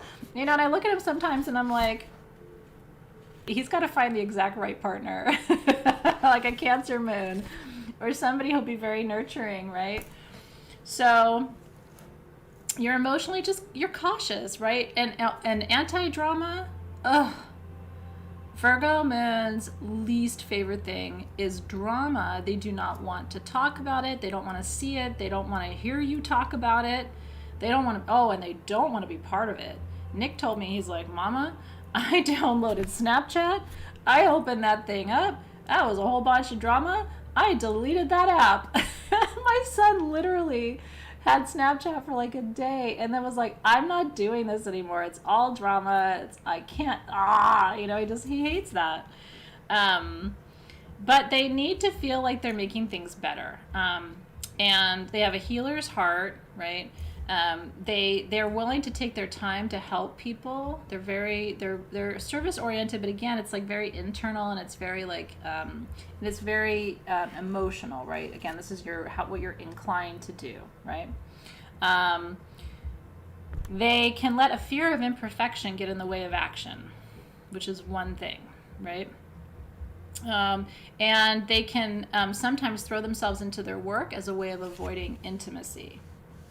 So it's very important to keep them social. Like my son is so happy during quarantine because he's got his friends online and he doesn't want to hang out with people. He's just like, I'm good. And I really check in. He's emotionally very healthy. My daughter, I have to take her out every week. She has to see friends. You know, we do socially distanced mask stuff, but she can't. She's got a very different orientation. So anyway, these are some of the things that that you can think about with a Virgo moon. You don't have to be perfect, Virgo moon. It's okay if you're not. So Verisite's really good for you, and Iolite, right? Yeah, you guys are not the most social bunch, but you are so loyal. My son is not super social, but he's had the same friends for 10 years, right? And his little group is tight, and that's Virgo moon. Virgo moon knows who they can trust, and they're not here to make new friends. You know what I mean? But they are very loyal and very true to the people who have shown themselves to be true to them. And I think that's a beautiful quality. Libra moon, totally different situation. Yeah, they're hermits for sure. Libra moon is here to partner, here to create beauty, here to experience and create harmony. They like to bring art into their home, into the relationship. Yes, for sure, Gabriella. Everything I'm saying could be for the sun signs too, but with the sun sign, it's going to be more outward, and with the moon sign, it's going to be more inward. With the sun sign, it's going to be more your actions, and with the moon, it's going to be more your emotions. So when we talk about these, sometimes it's very similar qualities, but how they manifest, sun versus moon, can be different. You're very social, you're very cooperative. These are the therapists of the world. Everybody comes to you with their problems because you're very good at sorting things out. You're very good at, you're like a master emotional puzzle builder. You know what I mean? It's like, and you're so good at untangling knots, and you're so compassionate toward people and understanding, and you do it all in such an effortless kind of way, because Libras are really good at not taking on other people's stuff. They're good at kind of staying above it. So I always call Libra moons the natural therapists. They have a very good heart. They're able to bring people together. They're able to help people overcome conflict, really good at mediation. They're also really good at like fit, you know, like they understand fit between people. They understand fit between people and organizations. They're very good in HR. They can sometimes be a little fake. I'm not saying this to be judgmental, but I don't even know how intentional it is. But with a Libra moon, you can sometimes think that they like you, and sometimes they don't. I don't know what it is. I've experienced it before. Sometimes people will think that you like them because it seems like you do, and you don't. And maybe that's not a bad thing, but it can sometimes come across as like, are you authentic? You know what I mean? But Libra moons are one of those people where everybody thinks you like them, and everybody thinks they know you. You know, like, oh, we would totally be friends in real life and stuff, because it's just so easy to relate to you, is what Libra moon's all about. But if you don't like people, you know, I know, there's nothing worse than thinking, Karen Brown totally likes me, and then to find out later Karen's like, I don't like her. I'm just kidding, Karen. Totally picking on you. But you know what I mean? Like, oh, Karen? Oh, yeah, she and I thick as thieves. And Karen's like, I love you, Karen. But that happens sometimes with a Libra moon. Mm. The good thing is if you're a Leo or a Sag, you just move on. You're like, okay, you don't like me, bye. The fire signs won't even care. So don't worry about it. It's the Cancers that are going to cry. The Pisces is going to get upset. Scorpio is going to plot its revenge against you. Taurus will never speak to you again. Capricorn will be hard on themselves for falling for it. Virgo will think bad thoughts about you but not say it. Did I sum it up? Okay. Now, Scorpio moon. Drum roll, please. Drum roll, please. Scorpio moon. You are intense. And you are very secretive. I'm raising one. And one of my dearest friends in the world is a Scorpio moon, and she knows. Oh, yeah. We're talking about you. They have very deep feelings, and they're very, very passionate, and they are extremely sexy. They're another one. Leo moon and Scorpio moons are the people in the room that you don't know why, but you got to go stand next to them, and you're thinking naughty thoughts about them. They're the ones. They've got it. There's some kind of like magnetism to them. It's really, really true. But they are mysterious, and they know it. And they own it, and they like that mystery. They want to keep some part of that mystery for themselves. And it's sexy, but it's also not touchable. Yeah, Danielle says there's no gray with a Scorpio moon. Still waters run deep, man. Once they trust you, though, they will let you into that depth. And that's what's really cool. But man, good luck. I mean, you're going to have to pass an obstacle course, complete 2 questionnaires. But they're so intuitive. They know exactly who to let into that deep water and who will drown. Do you know what I mean? They know exactly who can take it and who can't. But this is another placement. You're not going to know all the secrets. My daughter, it's so funny. She's very secretive. And I let her have it. You know what I mean? Because it's just like, okay, you do you. You need to have your little... She has little drawers of things and all kinds of things. And I'm like, you Scorpio moon that right up. I don't get it, but I... can respect it. It's weird. She's just got her little secret. She's got her secret dream. She's got her secret this. And all she wants to do is watch horror movies. It's been that way since she was a child. At first I was horrified because you know me, I refuse to watch horror movies. Energetically, I don't think it's good. After a certain age, I just realized she was going to find stuff on YouTube. She was going to find whatever. She just wants to watch something scary all the time.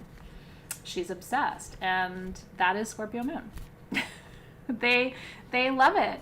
They love talking about all the dark things. They like to talk about death. They like to talk about dying. They like to talk about all of it. They're not afraid of it because, again, they're in those deep waters. So it's like where the rest of us are kind of like, I don't really want to watch a horror movie every night of my life. My daughter's like, where's the popcorn, man? I'm ready.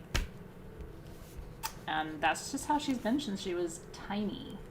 You don't like horror movies? So that's interesting. It's usually a prerequisite for Scorpio moon. There's like a club, and if you want to be in the club, you have to watch scary movies. It's so funny to be a mom and like that's my kid, right? Very few people are going to love you like a Scorpio moon. That love is it's because their heart is so strong and so true and so sure. These are one of the few people in the zodiac who can really have a lifelong relationship. And go through all the ups and all the downs because the downs don't scare them. They're like, that's your down? That doesn't scare me. You know what I mean? So what's nice about being in a relationship with them is there's kind of nothing's going to freak them out. Nothing is going to make them stop loving you. They're not going to change their mind about you. They're not going to judge you. The worst thing you've ever done, you tell them and they're like, I've heard worse. Who do you have like that? So I feel really blessed to have my Scorpio moon. I love you to the moon. And I can go to her with anything. And she holds it. And she tells me all the time. Because sometimes I'll say to her, like, oh, this is a lot. I'm going through a lot. And she's just like, I can hold it. Just leave it here, And that's Scorpio moon. And they don't, it's true, that love that they have. And very few other signs can give that to people. They're also incredibly intuitive. Nothing slows them down. They can be afraid of that depth within themselves, but I've only ever seen that in young ones. You guys who are Scorpio moons can can gut check me on this. The young Scorpio moons sometimes don't trust it. But I've never seen an older Scorpio moon who didn't trust it. Because by the time you're in your 20s or 30s, you kind of know what's going on down here in your big well of darkness, and like you've already been in there and been swimming around, and you've seen the weird fish that are in there. So yeah, well, this is true. Yeah, Amy Novak has a point. If they can't trust you anymore, right? And it takes them a long time to get there, but if you do cross that line, they can cut you, right? Like Scorpio can draw the line. Am I right? That's true too. Saya said that Scorpios can cross the veil more easily. Well, that's your season. You know, it's like you were kind of born for Samhain. Everything in that season is, I always think of all of you guys at that time. Because you were born when the veil was thin, right? So, okay, so agatized coral and rutilated quartz we thought was good for that. The agatized coral represents what was at the bottom of the ocean millions of years ago. So we chose that for you. I think that's your totem stone, Scorpio moon, because it represents the absolute depth of your depths for millions of years, right? It's like, what was at the very bottom of the ocean before the dinosaurs? Agatized coral. So we like the idea that there's a stone to represent like the absolute oldest depths you can go to. And then rutilated quartz sort of represents the light in the darkness, you know, that Scorpio moon represents, because they have this what the French would call joie de vivre, or like a lightness of being, because nothing kind of gets them down because they've seen the heart of darkness, right? So it's like once you know how dark things can be, you learn how to inhabit the light in a more powerful way. So one of my favorites. Okay, this is me. I'm a Sagittarius moon. Welcome to it. You probably know all about it just because you know me, and I am such a Sag moon. Anybody else Sag moon? I know I have quite a few of you here. I know I'm not the only Sag moon. I know Denise is a Sag moon because Denise Campbell, who's another one of my dearest friends in the whole world, who's in here right now. And I love that, by the way. I mean, truly, 2 of my 3 nearest and dearest in the world are here. Denise Campbell and I almost have identical birth charts. Isn't that funny? Like literally, you look at the charts and it's insane how close they are. So here come my Sag moons. Here we are. Chloe, Denise, Collie, Julie. Look at that. Julia Rio. Blackbird's Merkaba. Look at that. Look at all of you. I love it so much. Okay, stones for Libra. Did I not say it? I thought I did, but let me go back. Oh, I did not. Lemurian blue calcite and blue kyanite for Libra, for balance and alignment. Yeah. Cool. Okay, so here's Sag moon. We are confident. We are adventurous. We are drawn to anything that can't be known or measured or studied. If it can be measured or studied or understood, it's interesting to us, but we're much more interested in, like, is there a God? What do my spirit guides look like? Where do people go when they die, right? So that's why Sagittarius moons as kids are tricky for parents, because we're asking big questions that they don't have answers for. I remember my mom just saying, like, you were just so hard because you just always ask these questions, and it's like, I don't know. Why? Stop asking me that. I'm not God. I don't have all these answers to your questions, right? We have to be free. And if we can't be free, like if you make us marry you, then you have to let us pretend like we're free. Sagittarius moon. A Sagittarius sun has to be free. Like, they physically have to be in an open space. They have to travel. They have to be outdoors. A Sagittarius moon, we have to be free energetically. We have to be free to love how we want to love and learn how we want to learn and teach how we want to teach. And this is why it's really hard for me sometimes to, like, fit in a box, because I don't want to be in a box. I want to burn the box down and make a new box, right? So we have to at least believe that we're free. Even if we're not free, we have to pretend like we are. I'll give you the prime example of this. My husband, Dave. Okay, we have this running joke. We've been together half my life, right? This is a true story. When Dave wants me to do something that I don't want to do, which happens all the time, he knows what I'm going to say is, if I do that, even if he knows I have to, right? And so he'll say, when you do that. And I will say, no, if I do that. And he'll say, no, but you have to go there. Like, it's not, this isn't. And so he's finally learned that when I say, well, if I do that, then, and then I continue with my sentence. And he knows that I do that. I haven't skipped anybody. Hold on, we're not done yet. I still have 4 signs to go. Yeah. So he knows that I do that to allow myself the chance to feel like I have freedom, even though I don't have freedom. So if you have a Sag moon in your life, continue to tell them that you would like for them to do something. If they don't do it, it will be okay, but you would really encourage them and then give them like a wink, like, you have to do it, but I'm not going to tell you have to do it, right? I love it. Electoria said, my husband lets me do whatever I want. Dave doesn't let me do whatever I want, but he's pretty tolerant of me at this point, right? Here is a list of my demands, right? Yeah, no, the choice always has to be ours. It's not really egalitarian, but it sort of is what it is. Now, we need experiences too. We have to have new experiences. I was talking to my therapist last week, and I said, I think I'm okay for the most part. And I said, but the hardest part of this entire quarantine for me has been not having new experiences. Like, and Zoom doesn't do it for me. I'm a traveler. Like, not seeing new people or a new city or even going to a new restaurant will scratch that itch for me, but I can't do the same thing every day and live in the same place and not travel. Like a Sag moon, that's like putting us in a cage. And so that's the kind of thing we have to think about. Like, some people, like we were saying, going through a quarantine is not hard. For a Virgo moon, the same way it is for a Sag moon, who's like, what do you mean I can't go anywhere, right? So we have a wild heart. We're honest. We're going to just tell you like it is. We are very smart.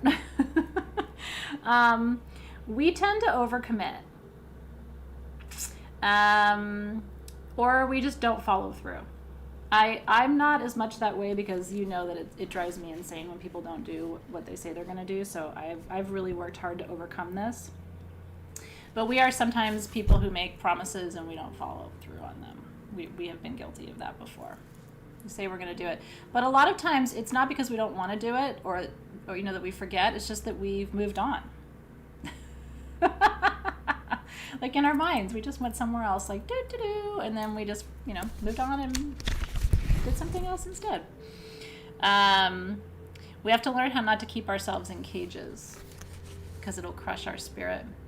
We actually lose our life force when we feel like we don't have options. You have to be really careful with a Sag moon that you don't crush their spirit. It's true. So chrysocolla and pink topaz.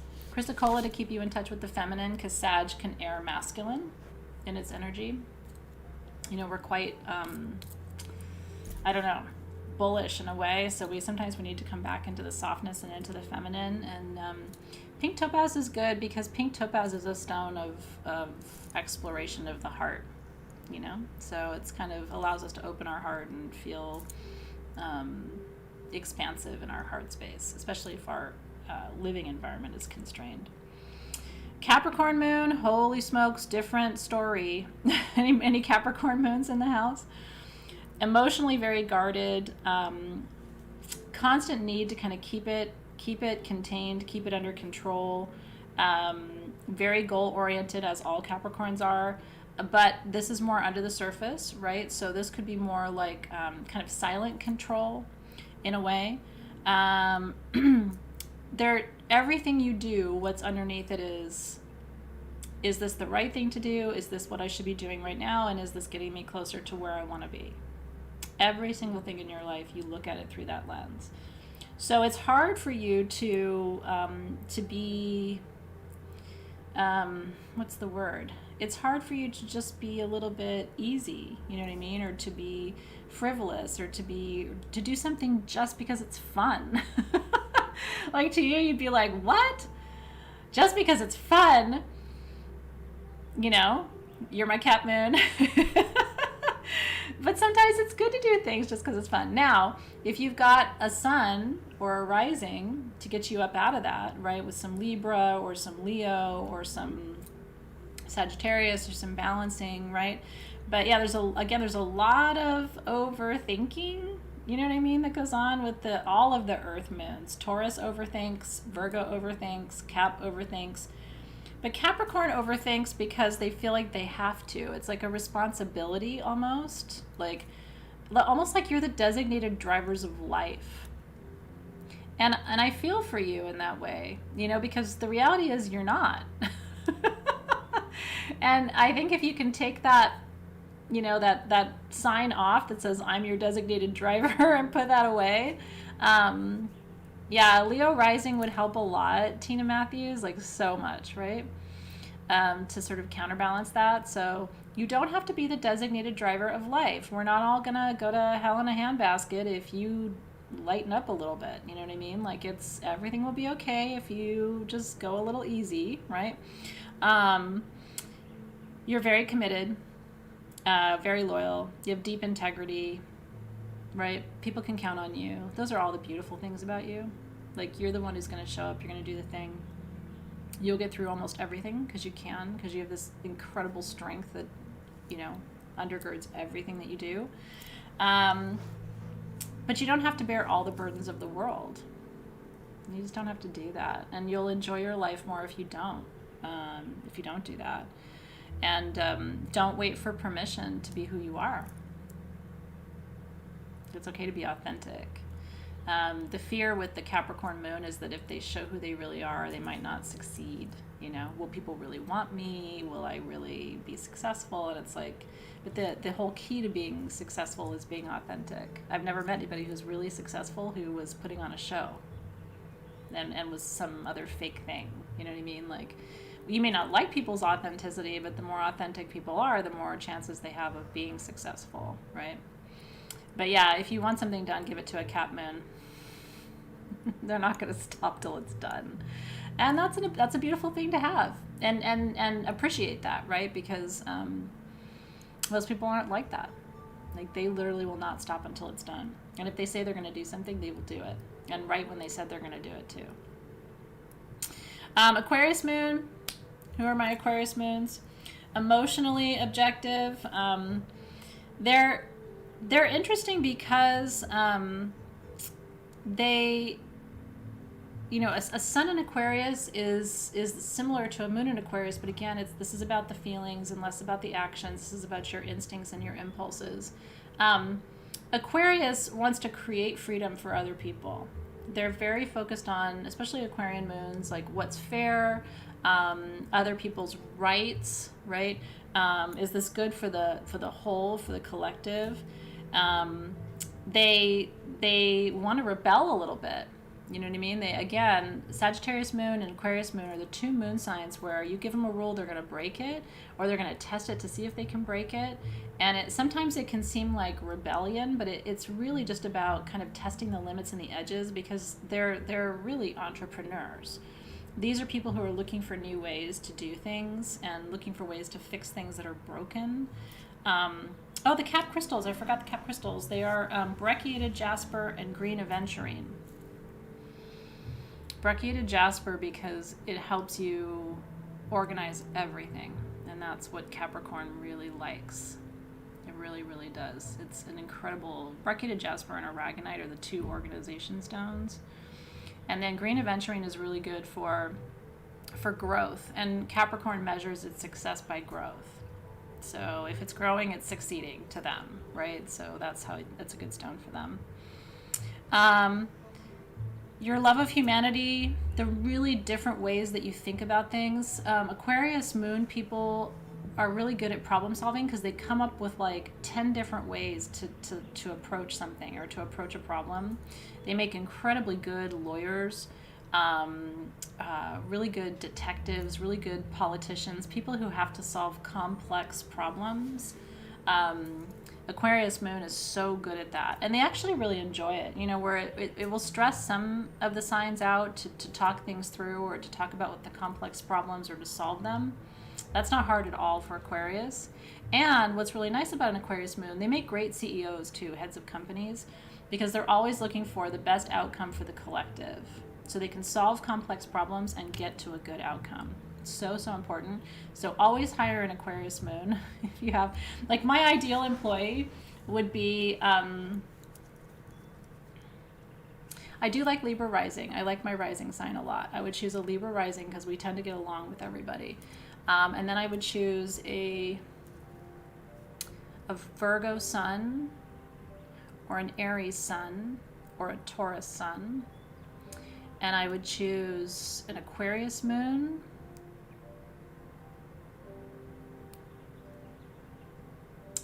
Probably an Aquarius moon out of all of them. Yeah. Interesting, right? That's like my ideal, that would be the perfect business partner for me. Is it really, Lisa? Is that your exact profile? I love that so much. That's my like absolute ideal. Yeah. Okay. So Aquarius stones are yellow hematoid topaz, which is about strength and will and focus and determination, and green zebra jasper, which is all about doing it your way. Wasn't that funny? I know, look how many of you guys are like the perfect combination. Okay, Pisces moon, which is our last one, I think, because we started with Aries, I believe. We sure did. Pisces new moon, and then we're going to talk about the moon phases, and then I'm going to stay a little bit after tonight to talk about how to release energy. So if you want to stay a little late, you can, or if you don't, if you'd rather not, you can sign off. Pisces moon. This is my husband. Love this one. Emotionally intense, but under the surface, right? Yeah.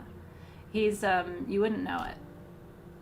And Pisces moon, you're not going to see Pisces moon unless you're close to somebody, because a Pisces moon naturally protects its little, it's the most tender of the little moons.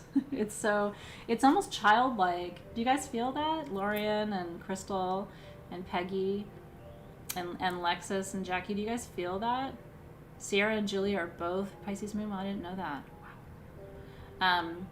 They know that they have to protect that little, but if you're close to them and you get to see it, it is the most precious thing.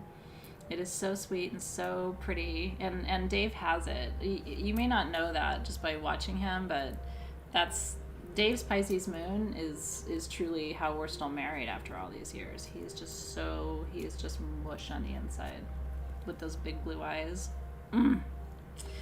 Okay, they absorb energy from people, and they're incredibly psychic. This is the most psychic moon sign in the zodiac, interestingly enough. And they're so psychic because they can feel it all. It's like they can feel if you're thinking about something and you're not in this, like you're physically in the room, but you're like not mentally in the room, that he can just tell, and he'll even name it, like, you're thinking about this or whatever, and it's just like, whoa, how do you know what I'm thinking about? They're very romantic. Yeah, Dave is a Pisces moon, but he's double Virgo moon and Virgo rise, or Virgo sun, or Virgo rising and Virgo sun. So that pisses on the romance just a little bit. I mean, he's still a little bit romantic, but not as much as like a different profile. They need to nurture their spirituality, and they need to nurture their imagination, and they need to be with a partner who's going to listen to all of their ideas, even if they never do anything with those ideas. You know, they need a partner who's just going to listen and talk it through and enjoy hearing about it. Pisces moon don't really intend to act on a lot of the ideas that they dream up, and they're really good ideas. If they acted on more of them, they'd be very successful. But they need somebody to dream with them and to listen to those dreams. Dave has a couple of dreams that he hasn't made come true yet, and it's my goal to be able to help him make those dreams come true, because I know how much they mean to him. Like late at night, I'll see him looking at these things that he loves, and you know what I mean? Like that's just it's a little Pisces moon having its dreams, right?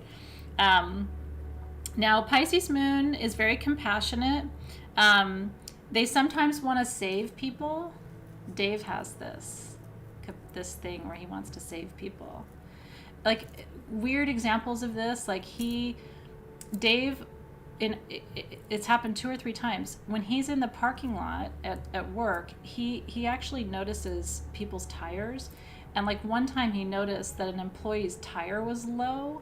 So he went into the shop and found the employee and paid for them. Said, I want you to leave right now, stay on the clock. I'm going to pay for you to go and take your tire and take your car and get a new tire, because if you keep driving on that, you're going to get a flat. Like that's just like, who does that? I mean, first of all, who notices it? And then who actually goes in and says, I want you to go and do this and replace your tire? So that's a little example of like little tiny Pisces moon. It's like, oh, I wouldn't want them to have a flat tire and things, and like observing the little things. But you can't save the world, right? You can't save everybody's tire. That's what I told him. I'm like, what are you going to do? Like now every time an employee has a tire that's low, you can't save the world. You can't save every little animal. You can't save everybody from everything, And as a parent, he tries to save the kids from, do you remember that? He tries to save the kids from making mistakes, like by constantly telling them, don't do this and don't do that. And it comes from this place of tenderness, but it's like, you can't protect the world. So dream amethyst to protect your dreams, also known as monkey toe amethyst, and labradorite, which will help you dream new dreams and visions into being. That's sweet. You watery moons. Okay, so let's talk about each one of the moon phases and what it means for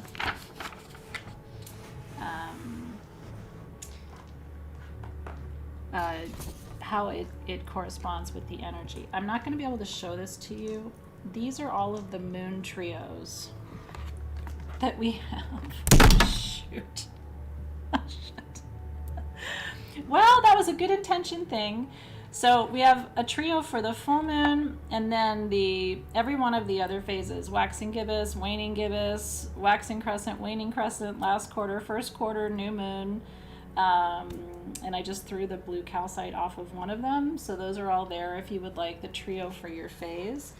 What I'm going to recommend is you might consider getting a trio for your opposite phase in service of this polarity, because, for example, I'm a first quarter baby, right? But my opposite phase is the third quarter, the last quarter. So I'm very good at actualizing intentions, trying things out, new ideas. I'm really good at working hard for what I want. But sometimes I don't get to the results.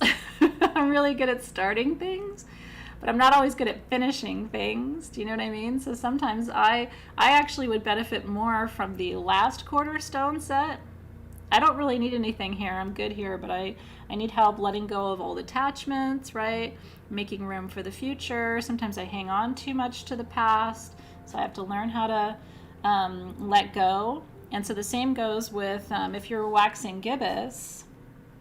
Both of my kids are waxing gibbous. I think Dave is waxing gibbous too. They're very good at being focused and making adjustments and all of that, but the opposite phase is waning crescent. They're very good at finishing things and putting the final touches on things, but they're not always good at looking ahead to the future and releasing with grace, right? So if you're a new moon, your opposite phase is full moon. If you're full moon, your opposite phase is new moon. So at the new moon, if you were born at the new moon, you're naturally good at setting intentions, beginning new projects, trusting your instincts. Those are your natural gifts. But you need to work on manifestation a lot of the time, and celebrating your creations and expressing gratitude and all of that. Does that make sense? Yeah. This graphic, I don't know. I think Alexis put it in your classroom. I'm pretty sure.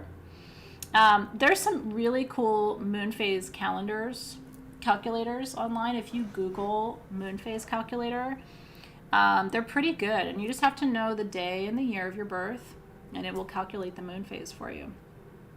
Yeah. And then waxing crescent people, really good at, again, committing to their intentions. That you're at the beginning of the waxing phase, right? So establishing roots, building a foundation. But you need to work on now taking that project, making it bigger, sharing with the community, making your creations useful, who's going to use them and how are they going to use them. Yeah. Is that helpful? So if you look in your worksheets, we took you through all of these. So starting on page 7, and you can go through the rest of these on your own and read everything about your quarter or your phase. But the new moon phase, go, go, go, right? Ready, set, go. So this is when the entire lunar cycle is ahead of you, right? And so you know how to trust your instincts. You're going to work with labradorite, black moonstone, and black obsidian. And then there's a journal question for you, for your phase. So this one is, if you could imagine anything is possible, what would you create, right? And then for waxing crescent, this is Dave. Dave is waxing crescent. So these people are really good at starting things. They need to learn how to finish what they start. That's why he's with me, because I'm good at finishing things. And rainbow moonstone, emerald, and numite. What can you do to make your vision and ideas a reality? Oh, thank you for that. I really appreciate that, Jess. I hope you know how much I love you and appreciate you too. I really do. In my day. First quarter is me. This is called the lights, camera, action phase. The moon is half full. We're only seeing part of it. And so we're here to just go for it, test things out. If we fail, who cares? We have the courage to put ourselves out there, right? And so your crystal allies are lapis, onyx, and jet. Yeah, isn't that fun? Both my kids are waxing gibbous. The dress rehearsal. These people get too caught up in the details and they never push go. So it's really important to do things before you feel ready to do them. That's always the wisdom for waxing gibbous. So what's missing in order to make your vision a reality? The full moon phase, get your glow on. Sometimes you guys don't realize how far you've come. You take your progress for granted. That can be one of the tricks of the full moon folks. And so it says your creation is already a reality. What does it look like and feel like? And you guys need to teach manifestation. I'm really glad you guys enjoyed this class, by the way. And I'm glad it was clear enough for you, because I know it's a lot of information, so you guys did a great job hanging on. Waning gibbous phase, make it count. This is on page 13. And so you've got the wisdom of experience, taking ownership of your life, but don't get sucked up into other people's rules, other people's ideas of right and wrong. And don't wait for somebody else to do it. You need to go and make your dreams come true on your own. How is your creation helping others? And that's blue calcite, angelite, and unakite jasper. Last quarter moon, which is on page 14, is the waning half moon. This is one of my favorite phases. And it's about releasing the past, opening the third eye, trusting your vision. This is one of the most important phases, really, I think, for being able to vision change, but also manifestation. So rose quartz, bronzite, and sodalite for that final release. And then the waning crescent phase is the magic and endings. Finding closure when you need it, accepting what is, embracing the mystery without losing your faith and closing yourself off to the physical world, which is a risk for that phase. And those stones are black tourmaline, petalite, and black obsidian. Yeah. Oh, did I not give stones for the full moon? Hold on. Whoop, whoop, whoop. Moonstone, selenite, and clear quartz. Probably doesn't surprise you. They literally look like the moon. Yeah. And yeah, waning gibbous we talked about last quarter, and then or third quarter, and then waning crescent. Yeah, so all the crystals are listed in your worksheets. So everything that I just went through right here, all the stones are listed here for you. The only thing that wasn't in your classroom, but might be helpful for you to know, each phase carries an astrological energy. So I just want to add this for you, and then we'll be done with tonight's class, and we'll do our little party after bonus session. The new moon is Aries energy, right? New beginnings, new energy, pushing forward, that's Aries. The waxing crescent is Taurus energy. The first quarter that's mine, that's Leo energy. How lucky for me. Waxing gibbous is Virgo energy. So you have to look at that in the mix of everything that we've been talking about tonight. Full moon is Libra energy. Waning gibbous is Capricorn energy. Last quarter is Aquarius energy. And waning crescent is Pisces energy. So doesn't that make sense too? So all of that will be in your class notes, that last little bit of information I gave you, and then all of the rest of the worksheets are in your classroom. So literally every word I've said tonight is available to you. You don't have to write anything down because our team takes notes. If you want to take your own notes, you can, and a lot of people like taking notes. I take notes when I take classes, but it sure is nice to have those notes there for you. So thank you to Team SG for doing that for you every month. I think it's one of the party benefits of Soul Shift. I really do. So with that,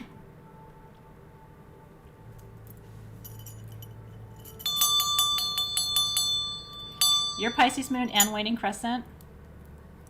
Cheers to that, Alexis. That's some serious Piscean energy.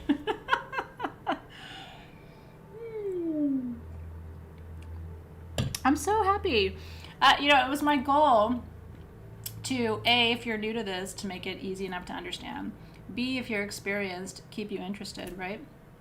And C, for you just to learn something new.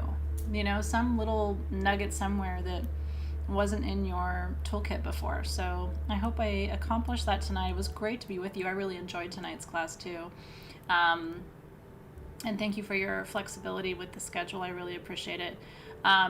So they ended up moving my vaccine. So my vaccine actually isn't happening until Thursday, but they just moved it yesterday after we had already set the schedule. So I am still going to be live with you tomorrow.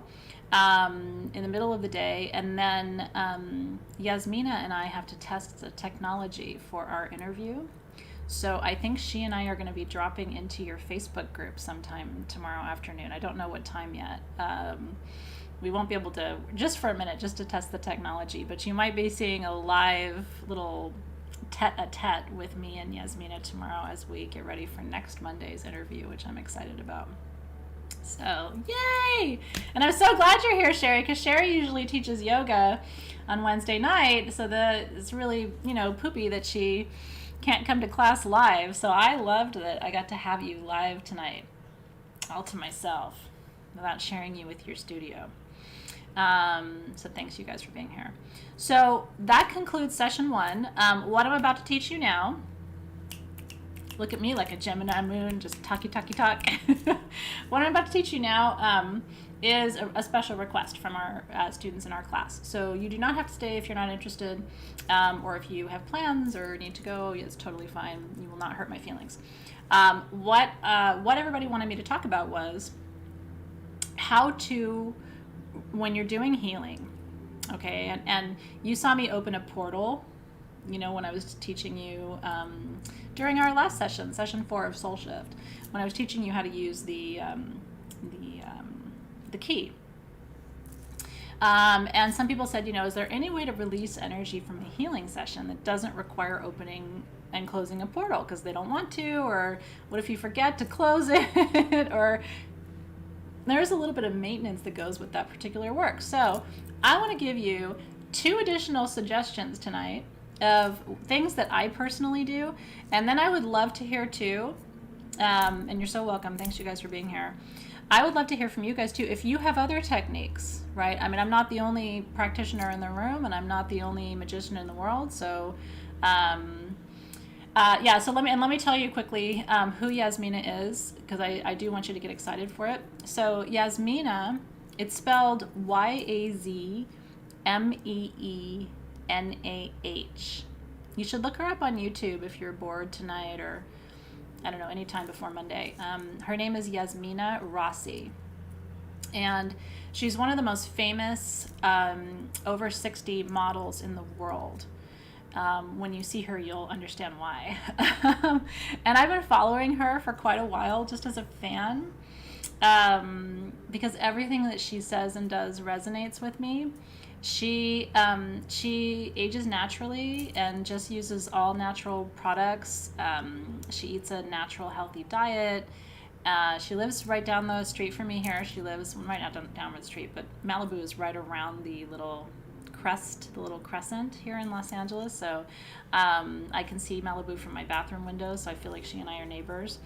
So in any case, she's an amazing human being. And so I finally got brave enough to reach out to her, and I said, I just adore you, and I've been following you and loving you for so long, and would you be willing to do an interview with me for my students? And she said yes. I was like, oh my God. It was really sweet. She's like, I just looked you up, and we have so much in common, and she's extremely spiritual. And but I have looked for role models of natural aging. A lot of the people around me in LA who have aged beautifully have had a lot of surgeries and just things that I don't want to do. It doesn't mean I won't change my mind one day, but it just scares me to do too much to my face and stuff. It just freaks me out a little bit. So I've been looking for role models of people who are aging beautifully but naturally, and what do they do, and how does that look? So anyway, she has an incredible charity in Nepal that she supports through these shawls that she imports. I'm lucky enough to own 2 of them, and they are incredible. If you want, if you have time, I could actually run and get one of them to show you and put it on. You're gonna lose your mind. Her shawls are incredible. But she actually went to Nepal and met with the people. Like, you can't get these shawls anywhere else in the world except through her. It's crazy. So anyway, I'm gonna teach you, and then if you want to see it, I can go and get it real quick, or if you want, I can just wait and show it to you next week during the interview. Okay, so releasing energy. Yeah, well, but you know what, your neck, there's so much you can do for your neck. I mean, we can talk about this kind of stuff, aging and wrinkles and all of that. I've been doing so much research, and my mom's an esthetician, so I have certain techniques that I do and oils that I use on my neck, and so I can do a lot of teaching too from that perspective, but I don't want to, I don't know, it freaks me out. A lot of women I know are already doing fillers and things like that at my age, and their face is starting to look, again, I don't judge it, but it's just, I don't know if I want to do it. It scares me. Okay, so we're going to talk about releasing energy. And if you were with me for session 4 of last month, we had our key and we did some body work with it. And then when I was releasing some energy, I opened a portal. And when I open a portal, it's kind of like, I think of it like a little suction, a little suction that you create in the universe, a little pocket of energy that you open that can take energy from you so that you don't hold it in your body. It's not sitting in the room. Do you know what I mean? You got to be careful when you're doing a lot of releasing of energy, that you don't take it on yourself. I've seen empaths and healers do that. So I like to give energy a nice place to go, so it's not sitting in my body, it's not sitting in the room, it leaves the space. Does that make sense? Okay, so, but if you don't want to open a portal, what are other techniques that you can do? So I'm going to give you 2 other techniques right now. They're really, really super easy. The first one is, if you have you can use your chalice, although I would not use your chalice for this. If you're going to do this technique, I would get like a mason jar, and dedicate it to the process, because it's something that you're going to, like, I wouldn't want to drink out of a glass that I use for the purpose I'm going to describe to you. So let's just pretend this is it, although I wouldn't use this either, because again, I'm going to be using this for magical purposes. You can fill up a container of water, and you can send the energy to the water. You can actually, with a wand, I'll just use my selenite wand to show you, but I would do it with quartz. You can actually connect the energy that you're releasing to the water right in there. Water is really good at receiving energy and holding energy and maintaining it, and then you can release the water when you're done. That's one technique that you can use to not open a portal but still not hold the energy in the room. The other thing that you can do is you can give it to the earth. So you can, and it's sometimes it's tricky to do, but what I like to do is keep a hand on the person, wherever you're really taking the energy from, and one hand on the earth. It's better, though, honestly, if you can, not to get your physical body in the mix of the energy, which is why I like to use a portal, because the energy is leaving where it's leaving, and it's going right through the ether to the portal, but it's not going through my body. So that's why wands are great, because wands are an extension of you, but they're not you. And so what you can do is take the energy that you're gathering, and then wand to the earth, right? You actually want to make physical contact with the earth. So gather the energy and to the earth, and gather the energy into the earth. Is that helpful? But the whole point is, if you don't do things like this, you end up taking the energy on. And I've just heard too many crazy, scary stories about energy and people, healers who eventually started showing up with symptoms of the illnesses that they were treating people for. And it's like, you didn't become a healer to get sick or heavy or, have a dense energy field. You became a healer to actually get lighter and more fluid, and to feel healthier and more comfortable in your body, right? So keep yourself out of it. And set the intention to do just that. And again, contact with the earth, contact with water, and you'll find, and the other people do it in different ways too. It does work even if you're not on the ground floor. Earth is earth. Yeah. You're giving the energy a direction, right? And permission to move. Yeah. It can overwhelm your body. Yeah. I like that. Chanel said, for earthing energies, you can use a bowl of soil to release the energies into, and then dump the soil. I love that. And that's why I'm always saying, I am not the only healer practitioner in the room. You've got some pretty wise souls here. I mean, that's flipping brilliant, Chanel. Yeah, just a little, go out in your garden before you're going to do some releasing work. And, I always keep like the little clay pots, or the little plastic ones you get from the nursery, or when you buy herbs, how you transplant your herbs, but you end up with these little tiny plastic. Keep some of those in your garden, and a bag of soil. I think that's a great one too. Is having grids for other people okay? I think so. I think you can set up a grid. You gotta have permission. That's the main thing with energy work. Thank you, Say. I love you. Mwah. I'm so glad you're here. I was going to say, what about a potted plant and then replant? You could do that too. Be interesting to see the effect on the plant, wouldn't it? I mean, I don't know. Can you throw it to the earth without having a specific spot like a pot? I think so. Always give back to the earth in the east. That's a pretty traditional practice, because the east is the direction of regeneration, right? New beginnings. It's the beginning of the wheel, right? So giving back to the east is really nice for just, for regeneration of the energy. Because the idea is to give it back to the earth so that the earth can recycle it, right? So it can give it a new life again. Kate's Pick says light a candle. I think that's true too. And you could give it to fire. Like if you lit a candle and then you gave it to the flame, I think that would be very effective as well. Ooh, a container of salt. I like that too, Hillary. And then give it to the east. Yeah. If you have a composting bin, or that could be good too.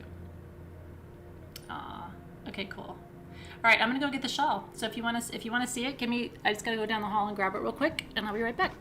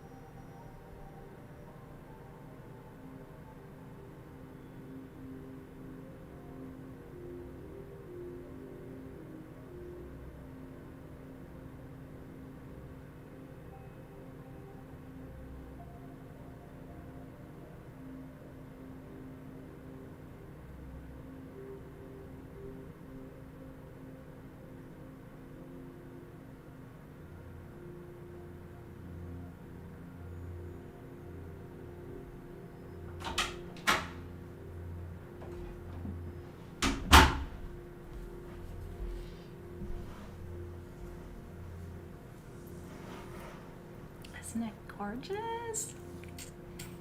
I am telling you, I am obsessed. Do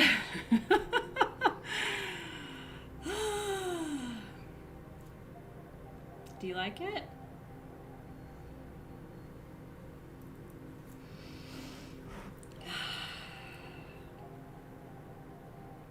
Are you guys having fun with Charlotta?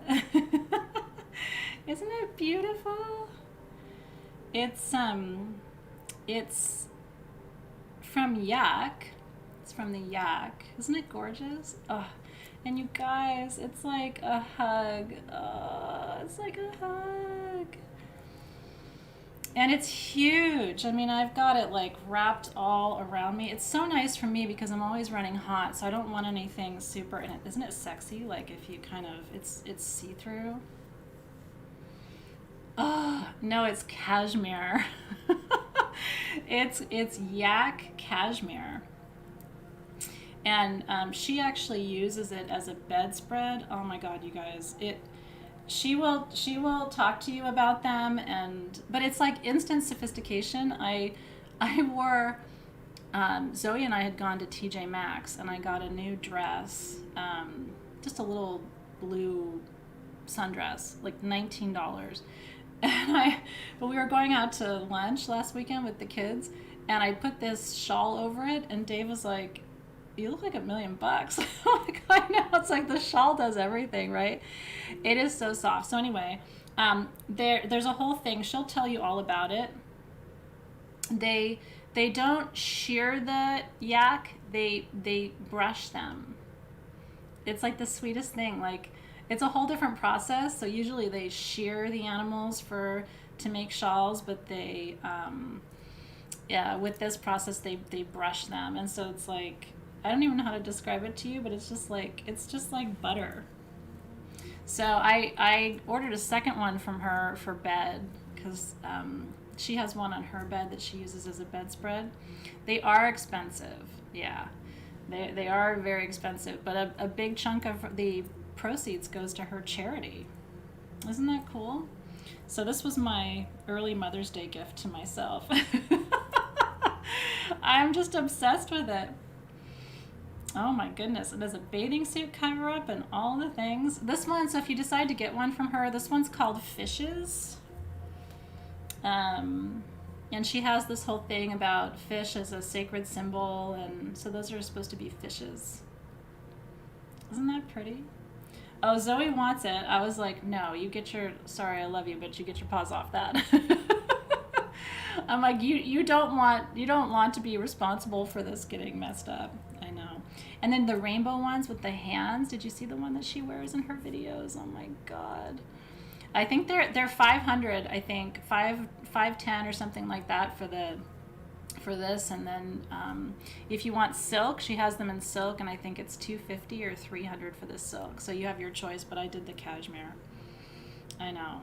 You guys, I'm telling you. But this is like a one. I won't be buying any more of them, but I definitely wanted to at least have one. And I'm telling you, you put it over a dress, and it's like, it took my TJ Maxx dress to a whole nother level. Isn't it pretty? And it's sexy. Oh my God, wouldn't that be fun, Christina? Come in here, girl. She was saying, wouldn't it be fun? We could hug each other and like wrap this around each other. It feels like a hug, you guys. If you were here, I would hug you in it. Yeah, this one, it was hard because I knew I was only going to buy one. So I'm like, I really got to make the right choice. And then afterward, I kind of had remorse. I'm like, should I have gotten the one with the hands on it? And then I was like, no. And actually, she wrote me, because I sent her a picture of me wearing it when I received it. And she said, you chose the right one. So I was like, well, it's sexy. And then with nothing underneath it at nighttime, that's kind of nice. Yeah, no, seriously, you should.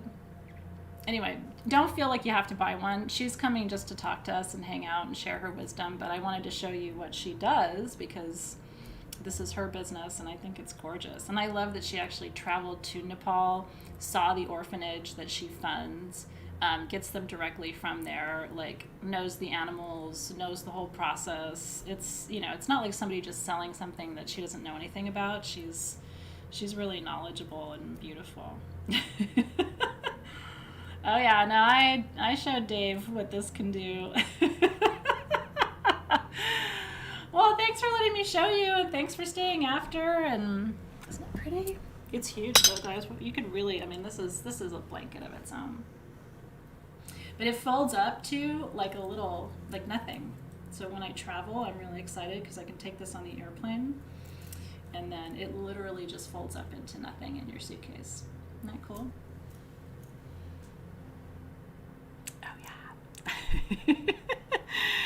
Yeah, so if you don't do Instagram, she's a little bit on Facebook too. She's mostly on Instagram. But you know what I'll tell you?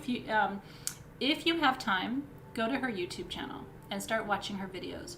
Watch her videos about health. Watch her videos about, she's done 2 or 3 of them. Watch her videos on how she eats. You'll be inspired. Watch her videos on aging, you know, aging the natural way. Watch the video of the tour of her home. She lives in a very small guest house. Hold on, I've got it turned inside out. She lives in a small guest house, but she's right on the water in Malibu. There we go. What did I do? It's so big, sometimes you have to... There we go. Oh, I love it so much. No, but you'd be surprised because it's actually quite strong. It is cashmere. It's not, you know what I mean? It's a strong fiber. So I know. When we have our event together, when we have our retreat together, hopefully next year, I will. I'll come wrap you up in a hug and a snuggle with that. All right, you guys. Mwah. Have a great rest of your night. Yeah, go watch her videos. She's a good person. Her IG is, I don't have my phone here, but Alexis will post her information in our Facebook group. Because I think the more you know about her, the more you're going to enjoy her interview. You know, you'll know what questions you want to ask her and all that stuff. And she would be fun to have come to the retreat, wouldn't she? Yeah, I would love to have her come and do a goddess beauty session, because she makes her own little face scrubs and things. She could teach us how to make all of it, and we could do facials and all kinds of things. I think it'd be fun. Anyway, have a good night, you guys. I will see you very, very soon. Stay tuned. You're probably going to see our little test live tomorrow in the Facebook group. It'll be fun.